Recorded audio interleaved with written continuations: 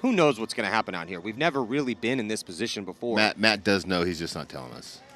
Well, I'm a sorcerer. I'm sorry, I wasn't supposed to let that slip. But yeah, so let's just talk about this first set's about to go down. We got Infamous and Thunder and Ironman and DMG. Ironman and DMG is a compelling matchup because for a while, both of those teams were at the bottom of the barrel here in the Pro Division. Ironman potentially pretty much saved their season by getting second place in Sacramento. DMG had a win yesterday against Infamous. So did that save their season? It really depends on what happens with the Saints. The Saints didn't get a win yesterday. And then, but yeah, so if the Ironman could beat DMG, that would even more solidify because the Ironman looked pretty good yesterday. They beat Infamous and, they did drop their next game to Thunder. Thunder looks really good. Thunder looks really good. Yeah, what do you think? Other than Thunder looks really good. Which Infamous, I think, is one of those teams that when there's no pressure on them, they're going to play really, really well, right? Because they're just going to float down. That's the potential, right? Obviously, I think we know Thunder's playing much better. They won both their games, or they won their game yesterday. Infamous lost their game. So I think Thunder has the advantage. But if Infamous can just go out and play for fun and relax and take all the pressure off themselves, which they should be able to because they're already out of the event, they might just smash Thunder. Otherwise, Thunder's going to win the breakout, control the lanes. With the way things that went, how they went down with Infamous losing those two games, I would not want to be playing Infamous. Infamous is going to be It's out like playing the Ironman in the old days when they lost a game. Absolutely.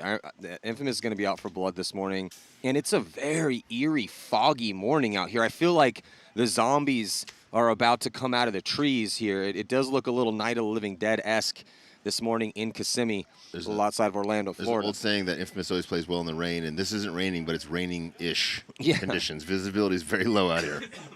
Yeah, it's. That was going to be my question. I don't think it's going to. The fog's going to be too much of an issue. It's not that thick, but it is. This is probably the foggiest morning I've seen at an NXL tournament, probably ever. I mean, we had some foggy mornings playing some woodball events back in the day, but the modern incarnation of paintball, this might be the foggiest I've ever seen us play. Like legit.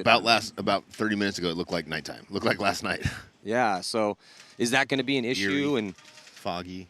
The glare's not going to be an issue because we can't even worry about shadows. Can't even see the sun yet. Infamous first player going from the wing right up to the wall. God, cameras are crazy.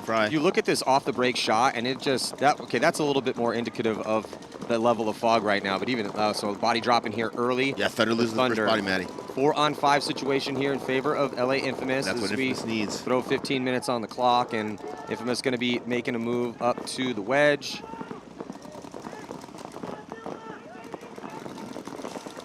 Infamous needs to win the breakout against Thunder because Thunder's so good on those breakout shots that if you're starting against them a body down and then you're playing against them when they're D'd up, it's very hard to beat them. But if you can survive the breakout, be a body up, and then contain the tapes, you got a good chance of beating them.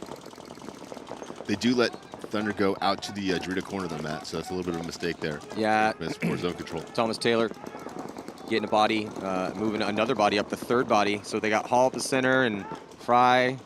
And it looks like Thomas Taylor, who's playing with mangled fingers, man. I mean, hats off to the toughness of the veteran over there as he dislocated his fingers last week. And I like how proactive he's playing that. You see that, Matt? He's standing over the top, just pumping his gun, not getting any pressure, so he knows he can just stand up. And talk about the center player? The wing? The wing, yeah. That's Thomas, right? No, Thomas just moved into the Is that Cali?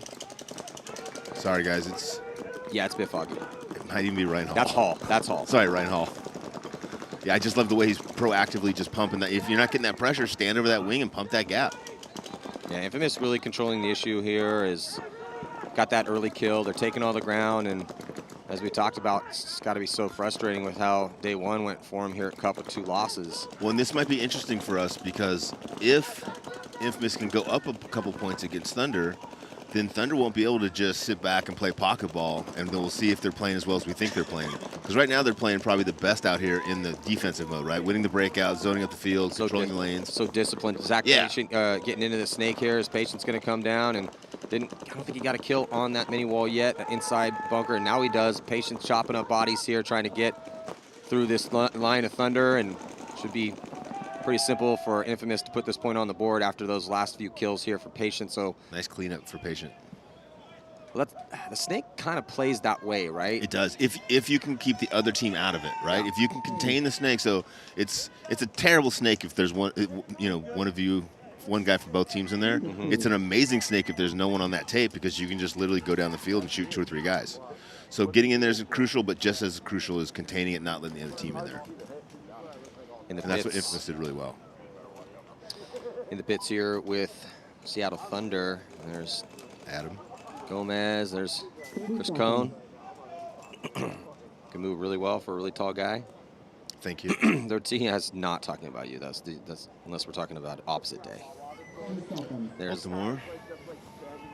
Yeah, the Baltimore brothers, Robbie and Joey, Scotty Graham, and yeah, man, they got lots of contributions. There's Patty Gleason, GJ Sakaguchi. The team is really good, man. They really like this roster that Thunder assembled with the merger of the Brooklyn Bears, and going to be interesting to see how it looks next season. But I've just never seen a team come together like that and be as proficient as they are. And now, first point here, Ironman DMG. Impressive. Ironman drop a body early from this middle towards the snake side, so it's a 4-on-5 situation. Nope, actually it's going to be 4-on-4 as DMG drops a body as well. Similar positions, both in the center of the field, Matty. Yeah, very similar positions here. A little bit better field position for the Ironman. As you can see, they have that body on your screen there at the center wall. Yep. And I like the center wall more than I like the can that DMG's in the center. There's similar positions, but you can really get isolated in that can. And if you get stuck, if they get outside of you on either tape, you're just kind of stuck there waiting to die. Where in the wall, you can shoot left, you can shoot right. Ironman loses another body, Matty. Al Fernandez taking the walk. Oh, Al played great yesterday. And looks like moved up the center of the field is Keith DeVitt. Keith DeVitt on a run through here in the center of the field as everyone's going to reposition from that chaos. Gets one. But Ironman used that to get out to the snake corner, Matt. So to me, that's one of the reasons I like teams crashing through the middle is because it allows you to get out to the tapes off of that crash through the middle. DMG now releasing from this Dorito corner to Dorito one, Matt. He's got a player next to him in the little laydown wedge and another player across the field in the snake corner. So 3 DMG players. Is it also 3 Ironman players? Is it 3-on-3, Matty, or 4-on-3? I'm sorry. I'm trying to figure it out in the fog too, brother. Okay. You let me know, bro. You let me know. Well, here from our eye in the sky, the action going down on the D side as they trade out.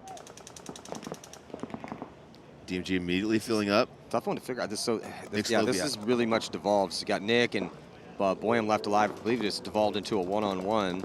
I think it's a 1-on-2, Matty. 1-on-2? Yeah. Oh, yeah, back corner bunker here for DMG. And I believe there's only one body left alive for the Ironman. I think it's just Nick Sloviak in the juice box. But, Nick in a 2-on-1, you still got a good chance. Point could go either way. Ooh, and Nick gets the first kill, and he takes it into a one-on-one. We have seen Nick Sloviak. I mean, he's paintball famous for being really good in tough situations like this. And now he's going to do a little retreat back to the center. He almost gets caught. Yeah, he should not try to outmaneuver the younger, smaller guy. He should just wait there and win his gunfight. Don't get caught on the gap. Nick's very, very proficient, though, in one-on-one gunfights. Really good at 2-on-1 gunfights, and even pretty good at 3-on-1 gunfights. This first point of this match is so important, Matty. Yeah, get that momentum. You get that momentum, but then you really force the other team, if you're up that point, to push into your guns. And on this field, if you get into the key spots, you can zone up the field, and it gets really hard to get through that zone. Nick living on the edge over there, just dodging that ball. Good reflexes here. He's going to load in a pot. He's definitely got a decent amount of ammo still. Looks like at least 2-3 on his back right there. Can't see how much paint last player for DMG has. That gun sounds like it's shooting good. Oh. Nicky almost got caught over the top there. Great little back and forth one-on-one battle here. One of these players will be getting a Hormesis coin from Matt Marshall. Is that? I think that's Zach Hill. Yeah, I can't see. I can't even see where he's at, Matt. Sorry. Yeah, he's backing off the tower there on your screen. You can see it there on the monitor, but he's backing up off that tower and giving himself some space for this one-on-one gunfight. I mean, you do not need to be up near a bunker in a one-on-one gunfight. All you need to do is just have that bunker be between you and your opponent. That's actually the smarter play. Yeah, because you're increasing your angles. Yeah, it just gets better and better the farther back you get. Definitely. Oh, so those shots are so close on Nick. Nick's really got to be careful there. Yeah, you definitely know that somebody hasn't played much paintball when they're just hugging the bunker like it's 5-on-5 in a one-on-one. Yeah. Yeah, it is Zach Hill. I think Nick lost Zach. Yeah, Zach's crafty player here. This is who DMG wants out for a one-on-one. If they had a team that went, if they had a team that they went to overtime with and had to play one-on-one. Oh, and he ends up getting Zach Hill's a beast, man. Zach Hill, nice one-on-one play there. And that's, if you win a one-on-one, if you want to win a one-on-one, don't gunfight the guy. Force the guy to lose you, and then shoot the guy. You win every one of those gunfights when he's not gunfighting back. Yeah, it's a great job by Zach Hill. You know, there's Dylan's pumped up. Yeah, that was a great play. Tyler's going to give him some love as he comes in and take his gun, get him ready for this next one. Yeah, that's why you pay Zach Hill. He's really good. So here comes a couple replays for you as there's Alec trading out on that D side. Aggressive moves from DMG pushing the issue, and then here comes. This is our D side cam, and that's Boyum. So Boyum was the 2. It was Zach Hill and Boyum out there versus Nick Sloviak. Nick shoots Boyum, and then ends up getting taken out by Hill because Hill caught him sleeping out there. Nice crafty one-on-one victory there from Hill to put a point on the board for DMG. Adam Gomez takes a hard bounce going up the center for Thunder. Referee Tracy's running in, and he is eliminated. So Thunder losing their first player. Ironman to the wall. Infamous to the wall with Harrison Fry. Harrison's looking D-side. They shoot Ryan Hall, so 4-on-4. Infamous loses a player. Seattle Thunder loses a player. Both teams established in the center of the field.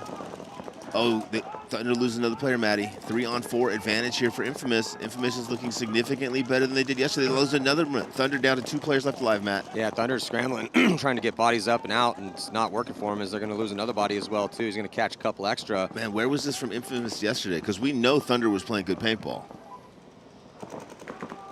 Yeah, Infamous, they get off to slow starts. We've seen Infamous lose 2 games in their first day, but then have 2 games to work with to get back in it. And it's just frustrating, got to be very frustrating for them that there's only 3 games to work with because of the hurricane and the truncated schedule that had to be created in that situation. Yeah. Yeah, a lot of little hearts getting broken this weekend, Maddie. Now, it is possible that you could get on with a 1-2 record if you have a real high point spread. I think it could be. I mean, You're building a story here, which I understand, and, no, I respect that because that's your job. We got 11 hours to talk today. Yeah,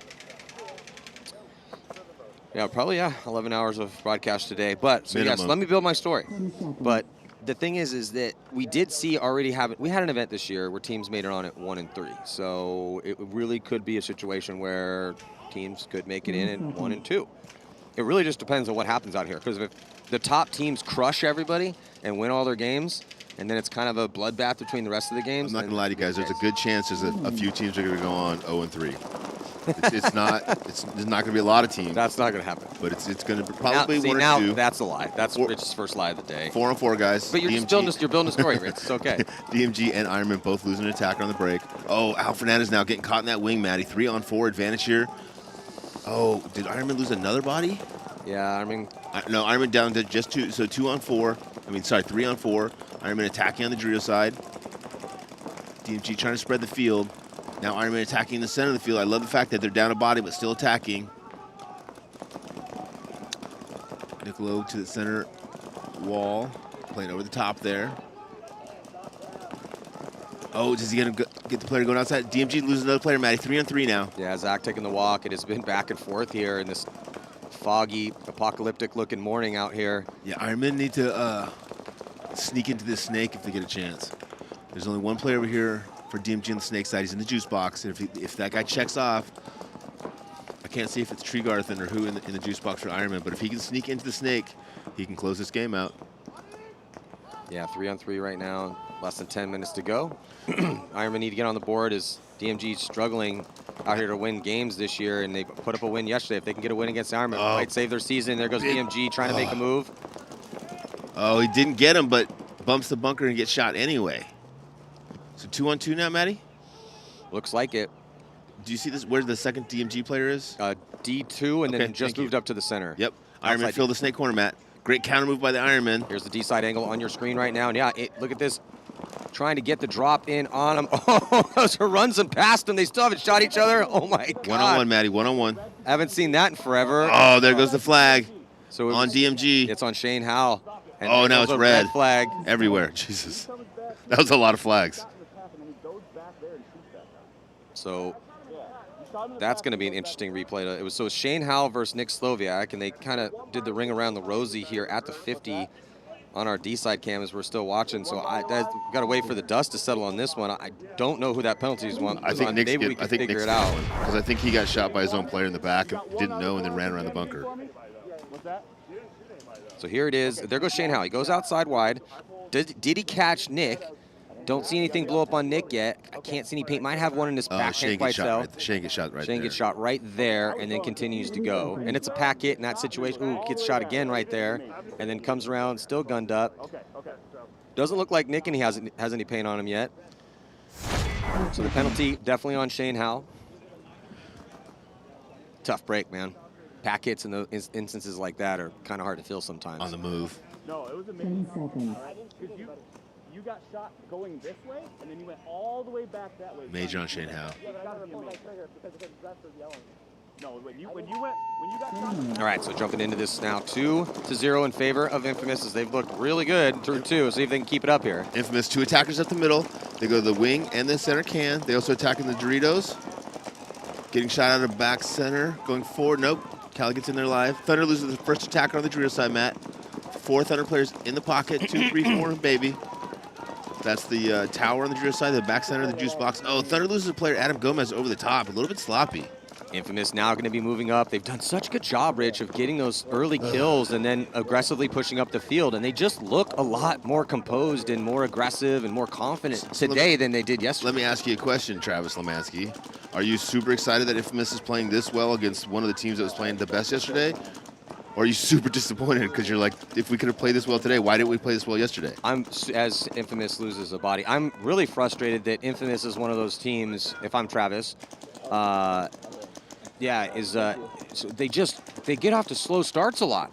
They're kind of notorious for that. And when you have a tournament that has only 3 games in the prelims and you're down in the bottom 20 teams and you didn't get the bye into the money rounds, I'm just hoping, I wish my team would come out a little bit crisper. So let me say this. Tournaments. If you're a top-ranked team and you have a consistent problem on your team, right? Like something like, hey, we start poor, or we get too many penalties, or we're horrible laners, whatever it is.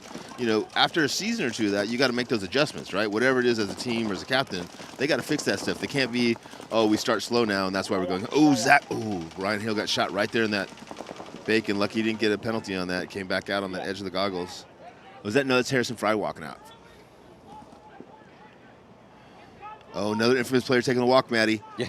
So Thunder now up bodies. As we're kind of watching this point start to go down, I just went to check my notes. So Infamous at the last event in Chicago lost their first game to Level, and they got blown out 6-0, and then they beat the Saints 6-0. So they lost that first game there. We go back to the event before that, event number 3. They lost to Dynasty, and they lost to Legion on day 1. And then won their next 2 games. They just get off to slow starts. It's not every event, because second event they won their first 3 games, and then they won their first 2 games at the first event, but then lost their next 2 games, right? So it's just they're a very inconsistent team in 2022. Scotty Graham filling all the way back into Infamous' snake now. He's going to look across the field, get an elimination in the tower across the field because they have no idea that snake is hot. Yeah, Scotty Graham's been doing a good job in the snake. We saw one of the reasons that Thunder was able to have their full field press was because of Scotty Graham's ability to get into the snake when he needed to and steal some points. Infamous threw that point away, Matty. Easily could have won that point. Could be looking at 3-0 right now, but we're going to be looking at 2-1. So Thunder's back in this match, only down by 1. Making a game of it here with 8:50 to go. First little chink in Infamous' armor this morning. And it looked like they just kind of played, they're up 2 points, not playing for, all the money in the world, so it looks like they just got loose and just played individual paintball at the end of the point. It was one of those situations where I look up, I'm thinking, okay, Infamous is probably going to win this one. There's guys at the 50. Yeah. Start looking at your notes. They're looking, and I'm like, let me get down, let me try to find out this little tidbit of information. And then I look back up after 20, 30 seconds, and as you're calling the game, and I'm like, what? Jesus, Infamous, what'd you just do? It's okay, though. They still got some time left here, and maybe Thunder just finally woke up. Yeah. Because that was the question is, okay, is Infamous maybe they're playing that much starters better right now, or is Thunder? That's the constant question. Because Thunder was playing amazing yesterday, but they definitely don't look as well. They haven't won any breakouts so far in the first couple points. DMG starting with 4 after the penalty on Shane Howe, the ageless assassin. Ironman breaking for the red. DMG from the blue. DMG 3 in the back and a little lay down the middle. Ironman, very similar positions, but 1 up the middle in the wing. DMG losing their first player for the back center, Matt. So 5-on-3 advantage here for the Ironmen. Again, DMG starting with only 4 players because of the penalty on Shane Howe, the ageless assassin. Tie ball game, though. Ironman releasing to the center wall. But a real good start. Yeah, Ironman up and on their toes. They got ground outside wide, D side. but the bulk of their forces are from the center over to the D side. But you see that. I mean, that's kind of the stock game plan on this layout. You send one body snake side to that box, and then everyone else goes center and towards that D side. And you really hope that guy at the box is an intelligent gunfighter who will make moves into the snake once the bodies start dropping. Yeah, probably the most important 2 spots on the field is that juice box and that wing, right? That juice box staying alive, being able to fill out when he gets a chance, and then that wing just really jobbing to knocking down that side. Ironman player going back and forth from wing to wing, looking for the cross shot. He can shoot down into that little wing. He can catch the guy in the tower if he's looking inside. He can catch the juice box if he's looking inside. Shane Howe for DMG just really locking down the snake side, putting as much pressure as he can on Al Fernandez in his mirror, which is the same bunker that he's playing on the other side of the field. Ironman now also in the center can. Very kind of tough position to play. It's a great transitional bunker, like you go there to go somewhere else, but if you play there for too long, you end up getting caught. Ironman are also now in the 3-3 mat. Yeah, and here on your screen you can see just trying to get creative. Just kind of using that blind area and that center 50, that wall. We call it the wall because it's just giant, huge fortress right in the middle of the field, and it can block out a lot of angles. Ironman losing a player, Matty. And then here from the D side, see DMG kind of hunker down a little bit. So this is the issue for the Ironman right now, as they lose that body from the D side. DMG, so they have had a 5-on-3, now it's a 4-on-3. Can they crack through this 3's line? I mean, DMG's just crossed it up right now and trying to catch the Ironman making mistakes. They've already caught him making 1 mistake. Got a little bit closer on that body count. Yeah, it's actually pretty easy because you can just go into their little wing there, Matty. If you can either use that pin or the wing to block out that tower, sneak right into their wing, and then you can sneak from their wing into their can, and then use that to block out both of those guys and go get the short guy in the laydown. You just have to kind of know where that line is, and then once you get outside on either side and you know someone's got the gaps, you're free to make that move, especially when you're a body up. Oh, DMG loses their player out of the tower on the D side. 2-on-4 now, Matt. Yeah, it's just tough, right? I mean, they're in a low body situation. You're going to be in gunfights, and kind of it's a risky proposition. This is a tough sport, Matt. It's a tough sport, okay? Tough sport. Not a lot of soft players out here being super successful. Iron drop another body, though. DMG doing a good job every time they drop one, they get one. Drop a body, force a gunfight, get a kill, and get themselves back in the game. They're constantly a body down here, but they're giving themselves an opportunity every step of the way with their good gunfighting. DMG's scrappy. You know, they are DMG's scrappy, and the Ironman, this new roster, is also a scrappy team. They've proved that. So the stories this year, I mean, DMG does not want to get relegated down the semi-pro division. Well, nobody wants to get relegated, Matt. But if they win, but some guys get mentally defeated. Oh, we watch it all the time throughout the years. You know, one team's getting smashed, they already give up. There is a lot of fight in DMG. Those guys are tough. They had a lot of fight. NorCal strong, but doesn't matter how much fight you have in you. Sometimes people are just better than you, and that's unfortunately been their situation. But they've been working hard to try to change that, and they got that win yesterday. If they can get another win here and get those 2 wins, maybe that does save their season. It just really depends on how it all shakes out. And since we have to talk for 11 hours today, if somebody wants to do the math on exactly what DMG needs to do and hit me up on Instagram, that would be sweet. Or what the bottom 3 teams need to do. Let me know. And if you don't know, just pretend like you do. Write it to them. It'll be funny. Just keep that between us.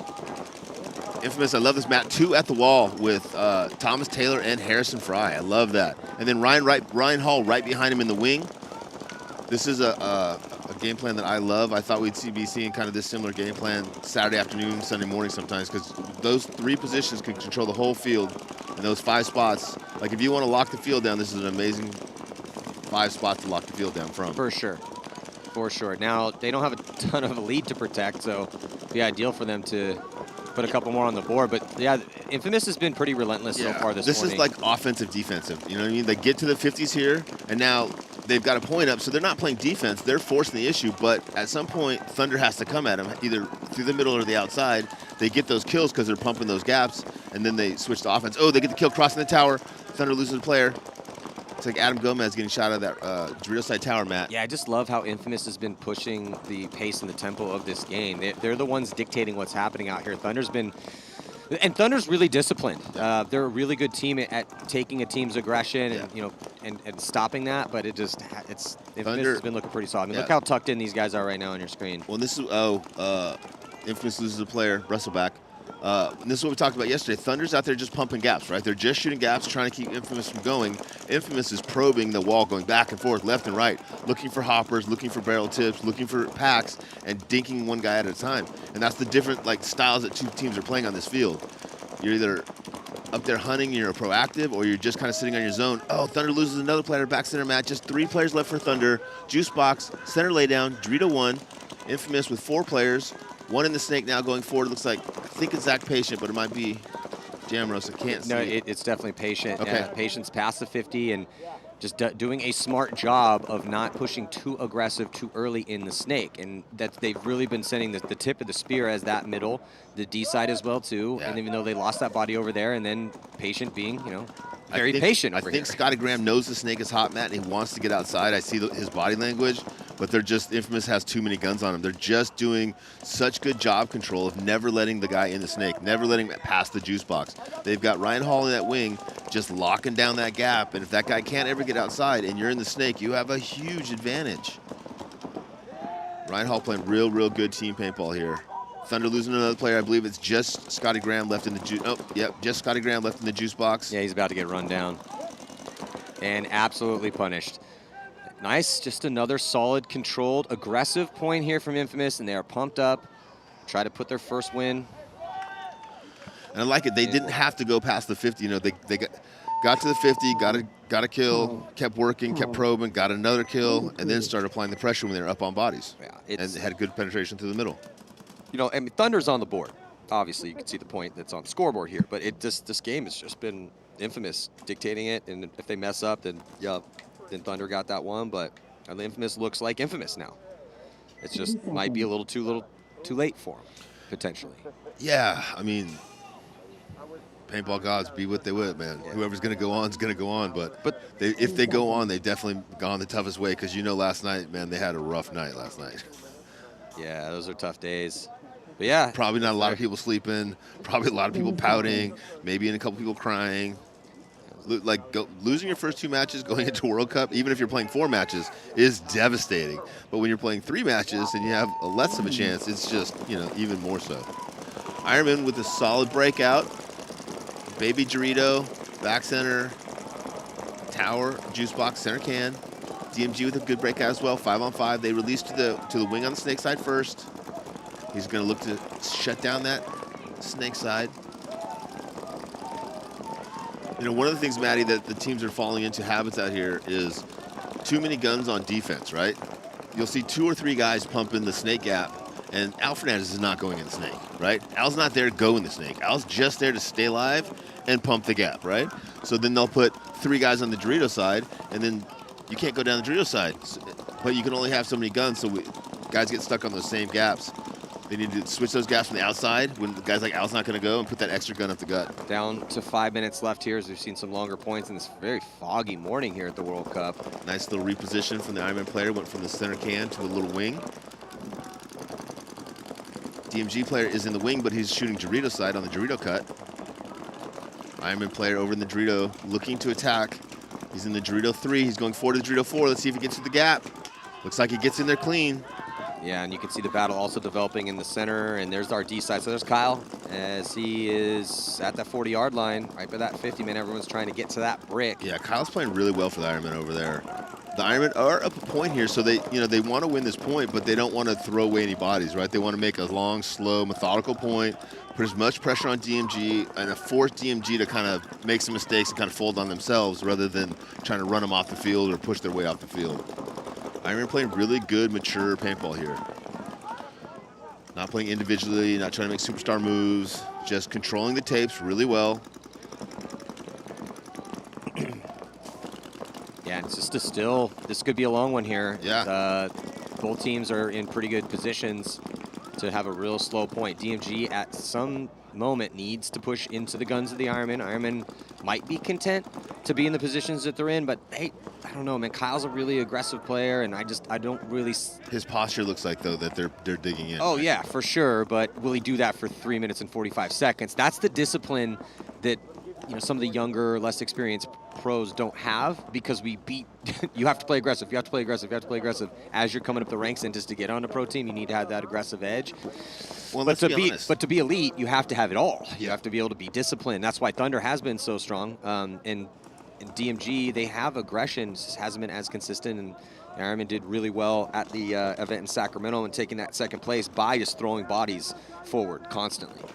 Attack, attack, attack. But now they're in a moment where they're trying to protect this lead, so do they have the discipline to stay on these lanes? And you're right, though, Rich. I mean, their posture and their body language they're just zoned up right now. Yeah, literally, two of the players are laying on the field. I took it right out of my mouth. They literally have two bodies that are lying down right now. What I'm getting from this is either you're super lazy or you're going to be pumping the gaps as long as you can. Really long night last night. Just a little tired out.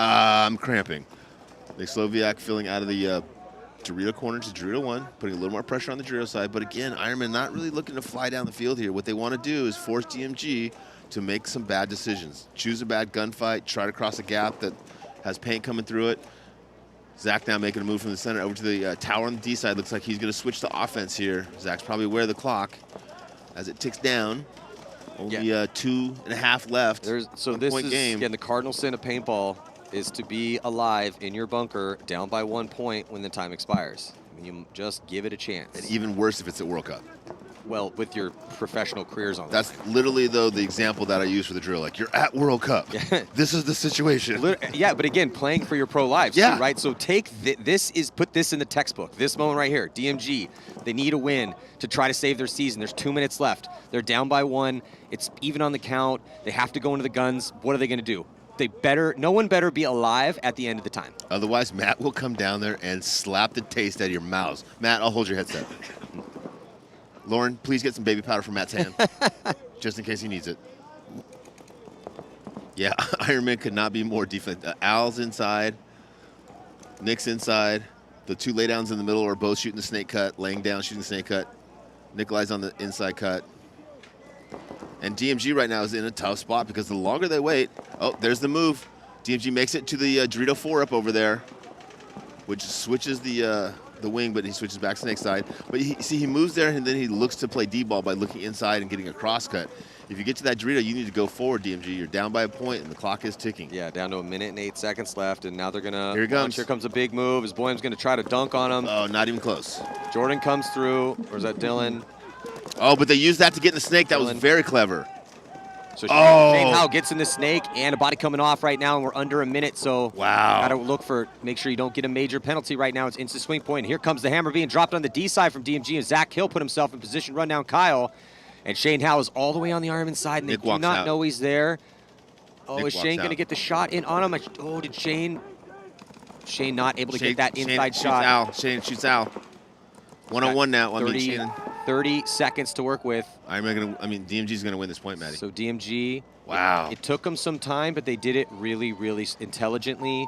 That was a nice, aggressive push right there. Well, I will say is smart. In the same situation, Infamous played it much better. They took the spots. They won the breakout and methodically moved it to the spots and then played aggressively.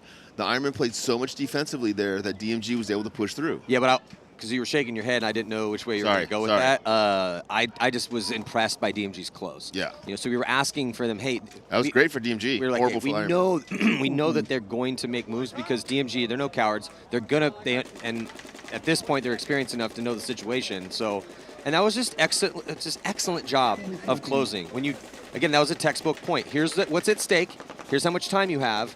You have all these guys that are locked. This is why you do drills, right? This is why you do drills. Yeah, you have a very small fraction of a margin for error because you have to go into those lanes, and they just executed it perfectly. Nice job, DMG. And yeah, the Ironman probably need to do a little bit more lockout drills. And it looks like we have a third member of our broadcast team, Lauren Kelly, here back at World Cup. Lauren, what do you got for us this foggy morning? Thanks, Maddie. Yeah, we know how important communication is during these matches. Unfortunately, Zach Patient has completely lost his voice, so he's not going to be able to talk it up out there. But Infamous wants to do the same thing they've been doing, play slow paintball, and just slowly dig Thunder out of those bunkers if they can. Well, chaos in the center right here as Thunder pushing the issue right now. And yeah, Thunder 4. Actually, they got 4 bodies. Oh, 4 on 1. Sorry, yeah. Infamous is struggling. Just Brustleback. Or, no, sorry. Can't see who's in that tower over there. Is it Brustleback? He fell from the tower to the Dorito corner mat. With Infamous down to just 1 player. That player's eliminated was Brustleback. Thunder looking pretty good. Scotty Graham took a hard bounce going to that juice box, so it took him a little time to get going on the snake side here. Well, it's just interesting because so Infamous comes out looking real sharp, put up some points, and then we're wondering, okay, where's the Thunder that was yesterday? Or maybe Infamous is just playing that good. But then Thunder wakes up and they score, but they're keeping it close. 3-2 right now. 2 good matches and to 5 start minutes, off the morning. just a little under 5 minutes left to go. So, hey, if you're on your way to the field and you want to bring, and you stop by like Starbucks or even a McDonald's, coffee with cream and sugar for Matt and I would be amazing. Matt will give you at least $1,000 per cup. I mean, that's Per no, cup. that's not true. $500 per cup. Matt, I mean, Jesus, don't be cheap. I would always love some coffee, but Rich did win that $1.9 billion. He didn't want me to tell anyone, but I just couldn't help myself, Rich. You guys know I wouldn't be It's here. a celebration. You It's a know celebration. Matt would not even know my name anymore. Rich has bought the NXL and the town of Kissimmee. Actually. That's right. Yeah, we own this now. This is us. Party at the Gaylord. Man, it is still super foggy and eerie out here. I'll tell you what, though, one thing you definitely should do if you're coming to the site right now is give yourself a little bit of extra time to get in because there's been a traffic jam. Since 5 o'clock this morning. Yeah, blocks long. It's not it's not that quick. It's not ideal for getting into and out of the event. Give yourself an extra 10, 15 minutes. And we're in the pits right now with Los Angeles Infamous and Thomas Taylor, his mangled fingers. He's definitely going to have surgery on that finger when he gets home. There's something wrong with his tendon for sure. It just doesn't work. But he's now tough he dude. wants working fingers. He's getting soft, bro. Let's listen in here. Corner, round corner. No, never mind. Scratch that. Thomas. Yes, sir. I got it. Anybody else need class? Hey, you sit down. We go DMG. Ironman from the red side. DMG digging out to the Dorito corner, gets out there alive. Also takes the wall. Nope, wall's eliminated. Aggressive. Ironman all the way through. Ironman trying to steal this one with 15 seconds left. Oh, Ironman get a penalty though, Matty. Oh, but the Ironmen still have a body alive at the 50-yard line on that D side, and bodies are dropping right now for DMG. They lose one, maybe 2. No, looks like the other 2 are still alive. They also have the back center as time is going to expire, though Kyle was pushing up, just didn't have enough time to go to work over there. So the Ironmen with the flying aggressive moves up the center of the field to draw guns and then try to get Kyle on the 50. It works. They did shoot a couple bodies, but it's not going to matter as there's not enough time to really have a true battle. Farragut's going to win that one. We're going to be heading to an overtime point. Thank you. Who do you got? Who do you think has the momentum? Overtime point will be 5 minutes. First point scores wins. I mean, I got to think Ironman have played consistently better throughout this match. So I think Ironman. Yeah. I mean, But you honestly- could say DMG has a little bit of the momentum. They do have momentum, and if they can win the, honestly, it's probably come down to breakout, right? Whichever team has that breakout dialed in the best and gives themselves that 20% advantage on the break. Yeah, I mean, the Ironman looked better. DMG did win a game yesterday, but it got blown out by Thunder. And then, yeah, I feel like the Ironmen have I feel looked like a they're little playing bit the field better. I agree with you. Yeah. A lot of this is coming down to who understands how to play this field, who doesn't, and then how it matches up with the guys hunting for kills and the guys locking the lanes down. Thunder gets their first elimination. Infamous taking a walk. It's like Zach Patient coming out. 4-on-5 advantage for Thunder. Thunder's got a player in the Dorito 50 and the center 50, Matty. So Thunder playing uncharacteristically aggressive here, which Infamous probably did not expect. Harrison Fry's caught in that center can. It's just such a bad bunker to be in. He gets annihilated, gets shot out of there. I know a lot of guys like to play that can because they think it's safe, but once you get outside on both tapes, you're screwed, man.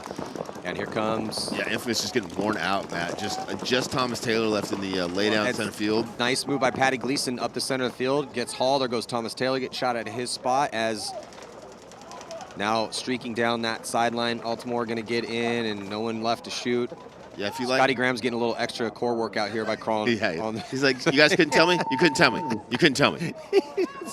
I'd be looking at Adam and be like, hey, man, a little heads up. Couldn't just let me know everyone was dead. I'd have to crawl the length of the snake for no reason. If you're like Matt and I and you basically live in the gym, you know, don't be afraid to check out Patty Gleason's Instagram page. Lots of good workouts, stretches, and paintball-related conditioning on there. Matt's on there doing like deadlifts all the time. That's also not true. It's even though I probably should be doing that. But let's check it again with Lauren. Right now, going into this overtime point, they said they know this is their last chance to play Sunday paintball, so they're going to leave it all out there. And if DMG, it would just be an awesome paintball story. If DMG Great could story, win this game and make it onto Sunday and save their year and still be a pro team in 2023. That's what this point is. Realistically, that's what's at stake right now. The Ironman, they're not going to get relegated because they took that second place, but they didn't do well at the last event. So last thing they want to do is drop this too, and that's the longest running pro team in existence. This is a huge point. Ironman with a slightly better breakout, Maddie, as Nikolai gets to Dorito 3 over there. DMG losing their first player, Shane Howe taking the walk. They were doubling that juice box up, Matt, and that's one of those spots that can't do that for very long. Yeah, center. Yeah. We're gonna just Sunday we're gonna start seeing a little probably more doubling up spots, and we've seen that mini wall doubled up in the middle of the field and back center a little bit. Yeah, the box occasionally, but it's relatively rare. But neither team dropping a body so far. 5-on-5. Better field position currently for the Ironman as they have this play. This is our D side cam. So again, the angles switch, but there is a red side and the blue side. The Ironman are in the red and on the red side and in a really good field position. And in these situations, Rich, right, with 4 minutes, 5-on-5, it's who's going to be the first to make the mistake, right? 5-on-4. Yeah, for sure. It's 5-on-4. Shane Howe was eliminated. Oh, Shane Howe got taken out. I think the guy in the juice box is doing surgery on his hopper as well, so his gun might be down, so it might actually be 5-on-3. But Ironman are making good, slow progress up the center of the field. They're in the 40 Dorito over there where Nikolai's probing. Nick Sloviak's looking at going forward. Ironman in good position to win this point, Maddie, especially if I can't tell if that's Boyum in the juice box. If he can't get his gun up, he's going to obviously have a hard time locking this tape down. Good communication from both squads. It would just be disastrous for DMG if how heartbreaking that is. That like if you go out, issue, and you go out there and like you're playing for your life and your gun breaks down, your hopper goes down, and you're like, oh, bro, you're killing me. Here, Nick Sloviak calling 3 minutes out there, so they know exactly how much time is left. What they need to do now is find exactly where the bodies are, exactly where the bodies are looking, and figure out how to get up the field and put more pressure on them and eliminate them out of their bunkers without getting shot themselves doing it. 3-on-5 advantage here, or 3-on-4 advantage here, excuse me, for the Ironman. It's back left, back center, juice box, and then lay down in the center for DMG. Al fights his way. Al Fernandez fighting his way out to the back corner bunker here on the snake side. Yeah, that's amazing. And for a second, looked like he was maybe going to giddy up and get into the snake, but he gets checked back in as they finally, it does look like, who's at the box for DMG? Is that Boyum? I think it's Boyum. Well, one of the Boyums, either Dylan or Jordan. His gun's working now. Oh, God. It was working for a second. Maybe that's why he had his hopper off, because he's blending paint. Ironmen are trying to figure out how to get through this cross. Al Fernandez, look at the puffs of smoke here in the suit. It's still super foggy. The fog is starting to burn off a little bit, but... No, it's not. It's getting foggier. I wouldn't be shocked to see like a large, like 300-foot lizard walk through right into it. That's what I looked like this morning. Nick Sloviak is past the 50 right now for the Ironman, and he gets one. Nick played really well yesterday, and trying to get it done again. Nick gets shot out. 4-on-3 advantage for the Ironman. DMG's player in the corner does push to the Dorito 1, though. I think that's Zach. So now back center, juice box, but juice box does have a broken paint in his gun. And the tower. And now Al gets into the snake. Yeah, sorry. That's huge. Al gets into the snake. It's going to hit the deck and crawl up. There's no one out there with them. So now as long as the Ironman can keep DMG from getting to the snake corner or the snake. Almost catches Boyum there at the box, but misses that shot. Boyum didn't give him much. Al probably could have just hit the deck and crawled up. Boyum is just blending paint, man. He might get lucky and get like a down hook off the broken paint, but he's not going to have a straight shot for sure. How much time, Eddie? 54 seconds. Oh, come on. Let's go. Nita comes past the 50, goes to that same spot that Nick was just in. He got pinched out. We're going at once. I don't know, man. The Ironmen are in pretty good spots. DMG, and Boyum's blending paint. So yeah, Al needs to just giddy up and go though. They can't sit here. They've got to be on their feet. They got to be proactive. They got to be pumping their guns. 34 seconds now. Al head checks on the clock, and here comes a move from DMG as they are making the moves down the D side, and they're probably going to get a shot on Nita. Nita got to be careful not to spin and get a penalty here. Oh, he's going to get a penalty. They're going to probably, okay, Nita's very lucky not to get a penalty here. Al's going to commit as Hill tries to get out wide on the D side. Al is completely committed to try to get the drop on Boyum. He's going to try to run him down.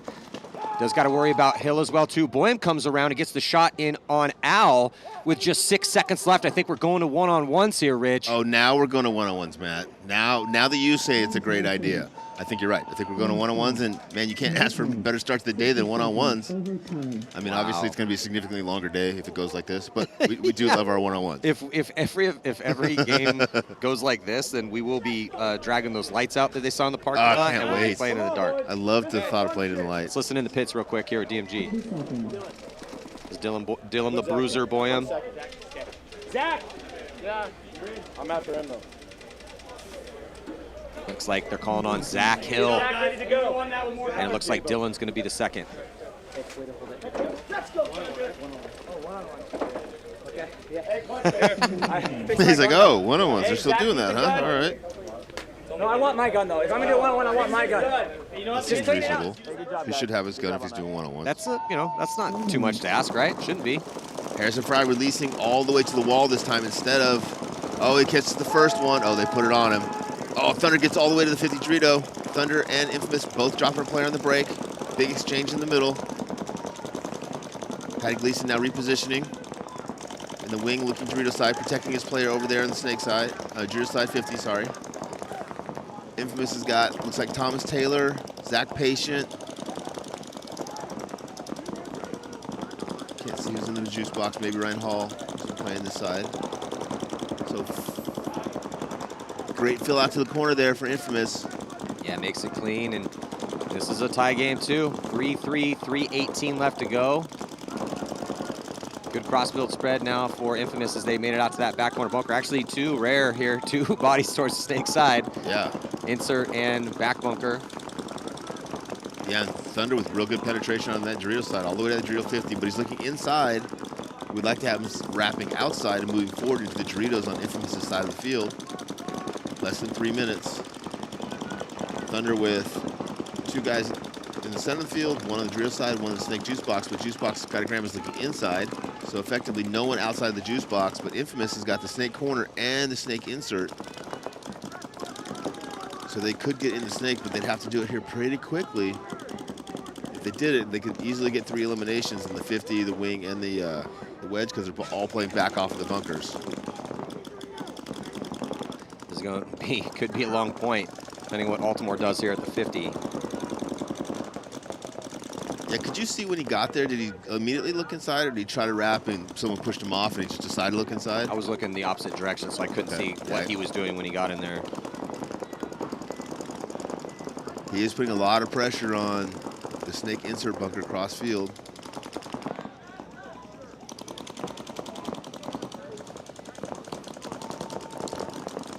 Thunder now releasing from the wing to the wall. Thunder really controlling the field well here, Matty. I believe it's a 4-on-3 advantage here for Thunder. We talked about this yesterday, but everyone that I spoke to, is Patty Gleason with a kind of a tough death in a huge moment right now. He just checked over on that side and lost basically his first gunfight. So yeah, I think that gets it to a 3-on-3. Infamous still kind of trapped from the center to the Snake with no one on the D side. Thomas Taylor's trying to figure out how to get over there. It's going to be up to Robbie Altimore on that 50-yard line now with Patty dead. But again, it's only 1 minute and 15 seconds left. It would not surprise me if this one goes to overtime as well, too, because of what's at stake here. If Thunder wins this one, they're going to punch their ticket to another Sunday. And if Infamous doesn't win this one, then they're going to go home not having won one game at World Cup. They will have lost all 3 games. It's crazy when you see the teams with the really good rosters and the really good coaches struggle. It just shows you how hard this is, you know? When I see a team like Infamous or I see a team like Damage or something struggle, you're just like, man, this is really hard what we do. Yeah, anytime that people are like, yeah, it's the same team's winning all the time, I'm like, yeah, but it's getting really, really hard. I think the next few years, are going to be pretty fascinating here. I think we're going to see some new teams win. Thomas Taylor with a big move, trying to save Infamous's day. Gets one. Patient with 24 seconds left all the way here at the end of the snake. Trying to find a way to get through this last gun. 2-on-1, Matt. And he's got Ryan Hall with him as well, too. They're going to have to double up on this guy here. His Patient's going to have to come in, and he does. 12 seconds left. He pauses at the box. Like, Dorito's spot's the perfect spot to guard the box. He can literally just they get the through? gap. They're not going to have time. They're not going to have time to get through. Gomez is going to save it. Gomez saves it. Wow. 2-on-1. Infamous with Hall and Patient not able to find a way to get through Gomez's gun. And if you were going to pick a guy on Seattle Thunder to hold that lane down, Gomez is the guy. He played it smart too. He just pressed it, and gave up, started shooting the cut. So let's check in again with Lauren Kelly. Thanks. With 1 win and 1 loss, Ironman and DMG both know their fate for this weekend lies in this one-on-one. Going in for Ironman is going to be Nick Slowiak, so he'll be carrying that weight and trying to get that win. Oh, it's a rematch too, right? It is a rematch. They had a one-on-one during the game. They did, and it was Zach Hill who was able to prevail. But Nick Slowiak's won a decent amount of one-on-ones this year, and some 3-on-1s and some 2-on-1s. Yes, and he's playing really well here. And it's tough to beat the same guy twice in a row. So we'll see if Zach Hill can do it. As Nick's going to go to the tower here. Actually goes left-handed towards that D side, but that's intelligent because the D side's going to be a much better place to be here in a one-on-one. Yeah, and the one mistake that Nick made last time was he lost Zach, right? He didn't watch his gaps. Zach snuck across into the wall. So how this works is they throw that time on the clock, but if these guys stale or it's a simultaneous hit, then bring out your next hero and let's go. We saw at the second event in Texas, the final game went into one-on-ones with damage and impact as Nick Slowiak now moves up. So Nick playing the aggressor here as he goes to that tower. Gunfighting here left-handed right now against Hills, still chilling at that back center. Yeah, I like that Nick's taking the initiative, gone up the center field, playing the tower. I thought he was going to go to that wall. The wall can be kind of tricky because you can lose that vision. Love that he's repositioning here. And I like that he's controlling and keeping Zach in the back center there so he just can't get out of that bunker. Down to a minute left. Half their time has expired. Nick's going to come across and now try to get to that 50. He's going to go to the lay down brick and come and gun up over the top. Yeah, I don't really like that. Yeah, I don't like that either because now if he goes to the right, he has to get in the snake, and that's a trash spot to be in for a guy that's well over 6 foot tall. Yeah, and he's fighting off his knees instead of fighting off his feet. He knows that. He goes back to the little pin, and here comes Zach Hill. They might trade out. In situations like this, they might trade out. Ooh, I don't know. It's a simultaneous hit. Zach Hill pleading his case. He's pointing at the refs. Nick's walking off. It looks like they're going to call it a simultaneous hit. See that replay. Bang, bang. I mean, Hill's perfectly cyclopsed, but I didn't see where that exactly, when he got shot. I didn't see the simultaneous hit. I would like to see someone get shot and not beg for a penalty. Just walk off the field. Nah, that's what I'd like to see. Hey man, I always tell people, plead your case, but be careful about it. If you really truly feel that it didn't work out for you. I really feel it didn't work out for me. He shot me right in the face. I didn't like it at all. Man, one-on-ones, first game of the day. So now that a possibility that this match could go to one-on-one. Let me see that. We got to look at this replay here. So there's Nick up and over the top, and here Hill's going to come into frame shortly as he runs up. And let's see when. So nothing on Nick yet. We can't see Zach. Oh, did something pop off right there? He's pointing at his hopper, but where does the hit go for Nick? I still don't see anything on Nick. Nothing on Nick yet. Maybe right. Yeah, I didn't see anything break off of Nick, and yeah, our awesome replay guy Joe can't tell, and that's inconclusive. That's inconclusive at best. So yeah, watching that now a couple times. If we can't figure it out, then you got to bring your next hero. Where's my penalty? This tournament must move on. Where's my penalty? So we must determine a winner. So who's going to come out? I mean, who would you bring out for the Ironman next? It's kind of this next one's kind of a tough call in a one-on-one. I honestly don't know them well enough to know who the best gunfighter on the team is or who the best one-on-one is. Owl's had a really good. Owl's solid, for sure. He's been just because he's had such a good event, and he's the longest-running tenured guy. I just don't know what did your one-on-ones look like at practice, right? You got to go with that for sure. Yeah, where does everybody rank up on the team? Who's the 1, 2, 3? Nick's definitely an easy for me, number one. The second and third guy is a little more challenging. Well, we're gonna head to an overtime point right now with Infamous and Thunder. What a great first set. This is Yeah, strap in, boys. It's going to be a good day. the whole day is going to be like this. Then, man, I'm going to need some more coffee, like you said, because we're gonna be talking a lot. Map Chim's in the audience. Hi, Map Chim. Thunder get out to the snake corner. I love it when Thunder does that and gets outside because no one expects him to do it. Patty Gleason is getting checked, though. Looks like Patty's okay. Looks like Scotty Graham's okay. So Infamous dropping 1. Thunder dropping no one. So 4-on-5. Advantage Thunder. Infamous first team to the wall with Harrison Fry looking through the holes in the bottom. Ryan Hall in the wing next to him. Yeah, and Infamous has been doing this all game. Oh, they get a shot in on Sakaguchi. Oh, Sakaguchi, yep. Gooch taking the walk. Gomez taking the bounce from the back center into the laydown wing there. He's got a great inside cut there. But Rich, Infamous has been running this game plan pretty much the entire game, and they've just hardcore press up the center with Hall and Fry, and hope they can get guys out wide eventually, as now they're going to get a guy into D1, actually outside D2.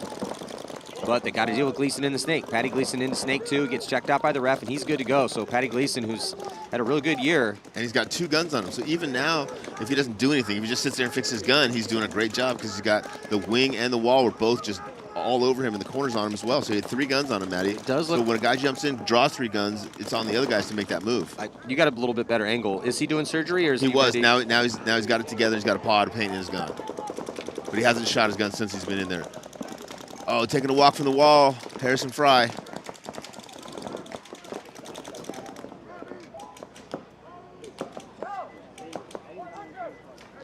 Yeah, tense moments in this overtime point with 3:23 to go. Are we going to see another set of one-on-ones? Or probably not, as they are relatively rare.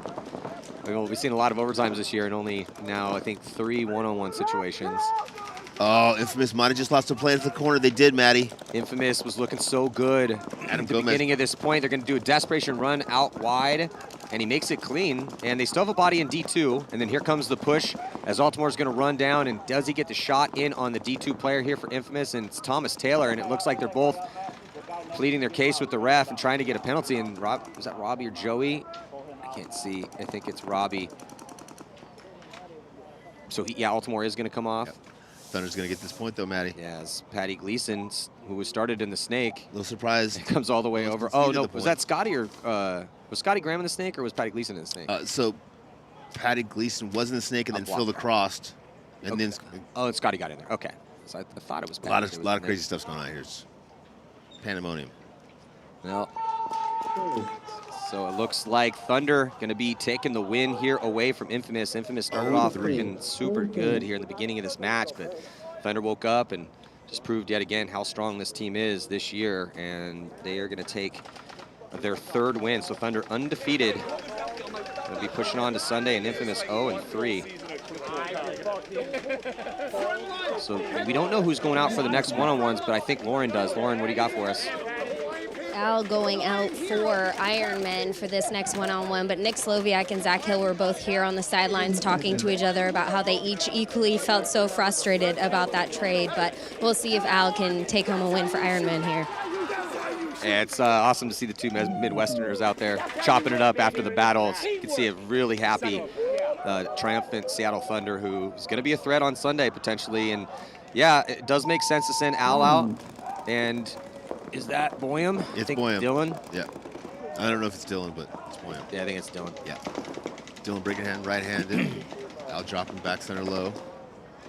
Dylan's going to go, actually, Dylan trying to lose him. He goes to the already tower and then all the way back. So Dylan's actually going to do the unconventional route and go to the snake side. Yeah, Al has no idea where Dylan is now.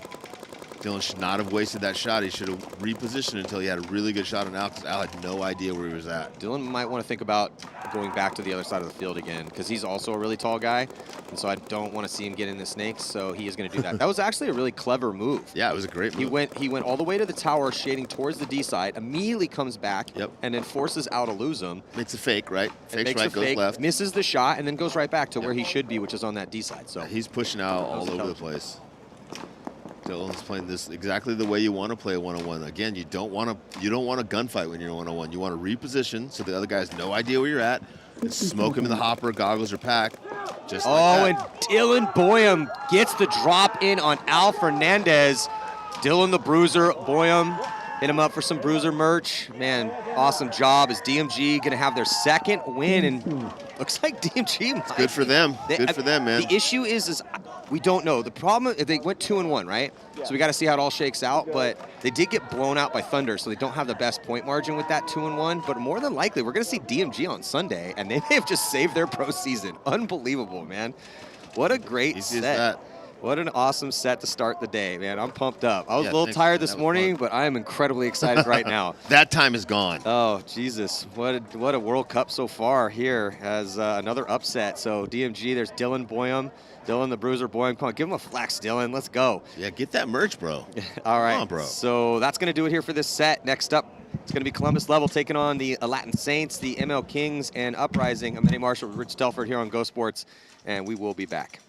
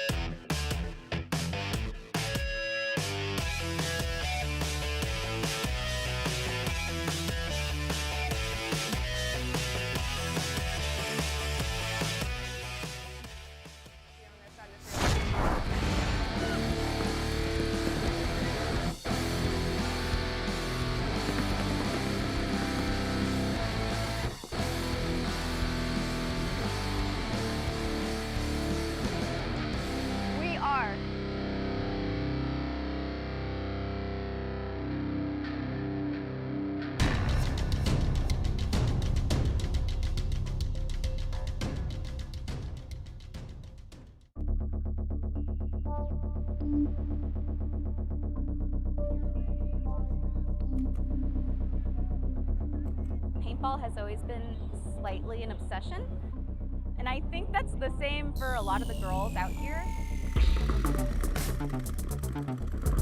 We're all super thrilled to be out here. We all want to show our skill set and that we belong out here. We have a lot of fast players and we have a really strong center presence. We're not afraid to get dirty and we're not afraid to get down and bunker some fools.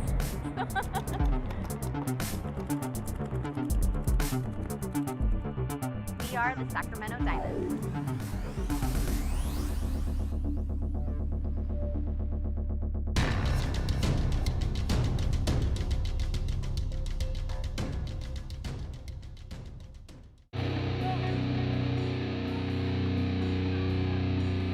On Team Heroines, we kind of have a saying, be your own heroine.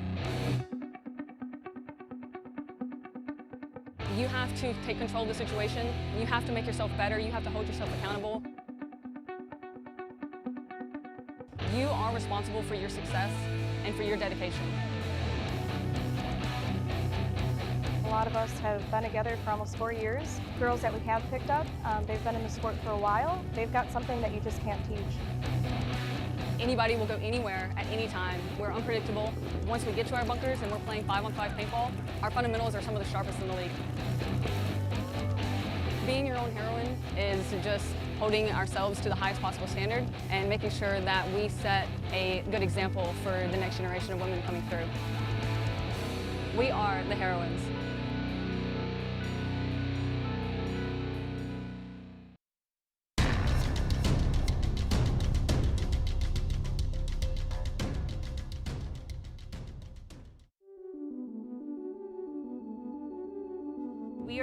I think we kind of have one of the newest rosters on Vibe, and so I think people are not expecting very much.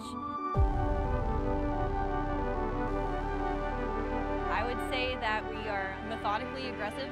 We know how to pull it in when we need to, and we know how to push when we need to. Ashley G and Leslie Cluis They have the strongest voices on the team, and they kind of bring us back to like, this is the moment, this is what we're doing. Brittany Bangs on the snake side, she has been playing paintball for like 5 months. Y'all need to be watching Brittany because she's coming for you.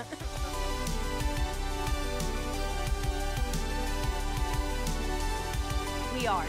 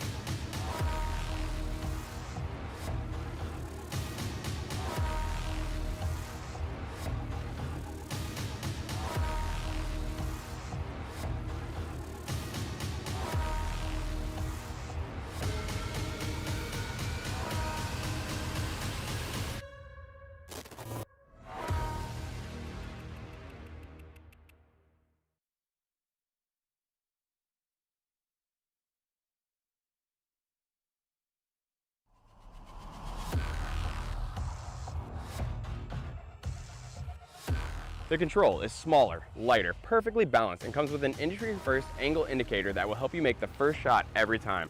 Front players love it. They can effortlessly run and shoot with perfect balance, and back players love the increased field of vision that comes with a lower profile. And every player loves the fact that it's easy to use, clean, and of course, never jams. Take it apart and put it back together in seconds. Using a pull tab in the rear of the loader, the drive cone and ball tray are also magnetic and can be easily removed for a more thorough cleaning. Soft on paint and never jams. The control has an upgraded magnetic drive cone with removable rubber fingers that are not only soft on paint, but never jam on junky paint.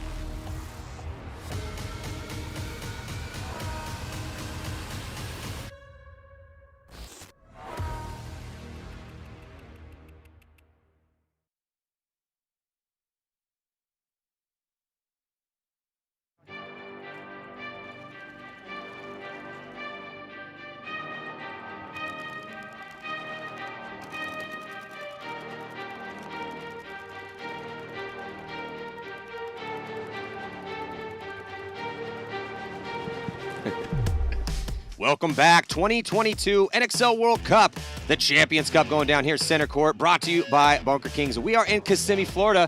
I'm Matty Marshall, and I am stoked to have the GOAT, Oliver Lang, one of my very, very good friends from long ago.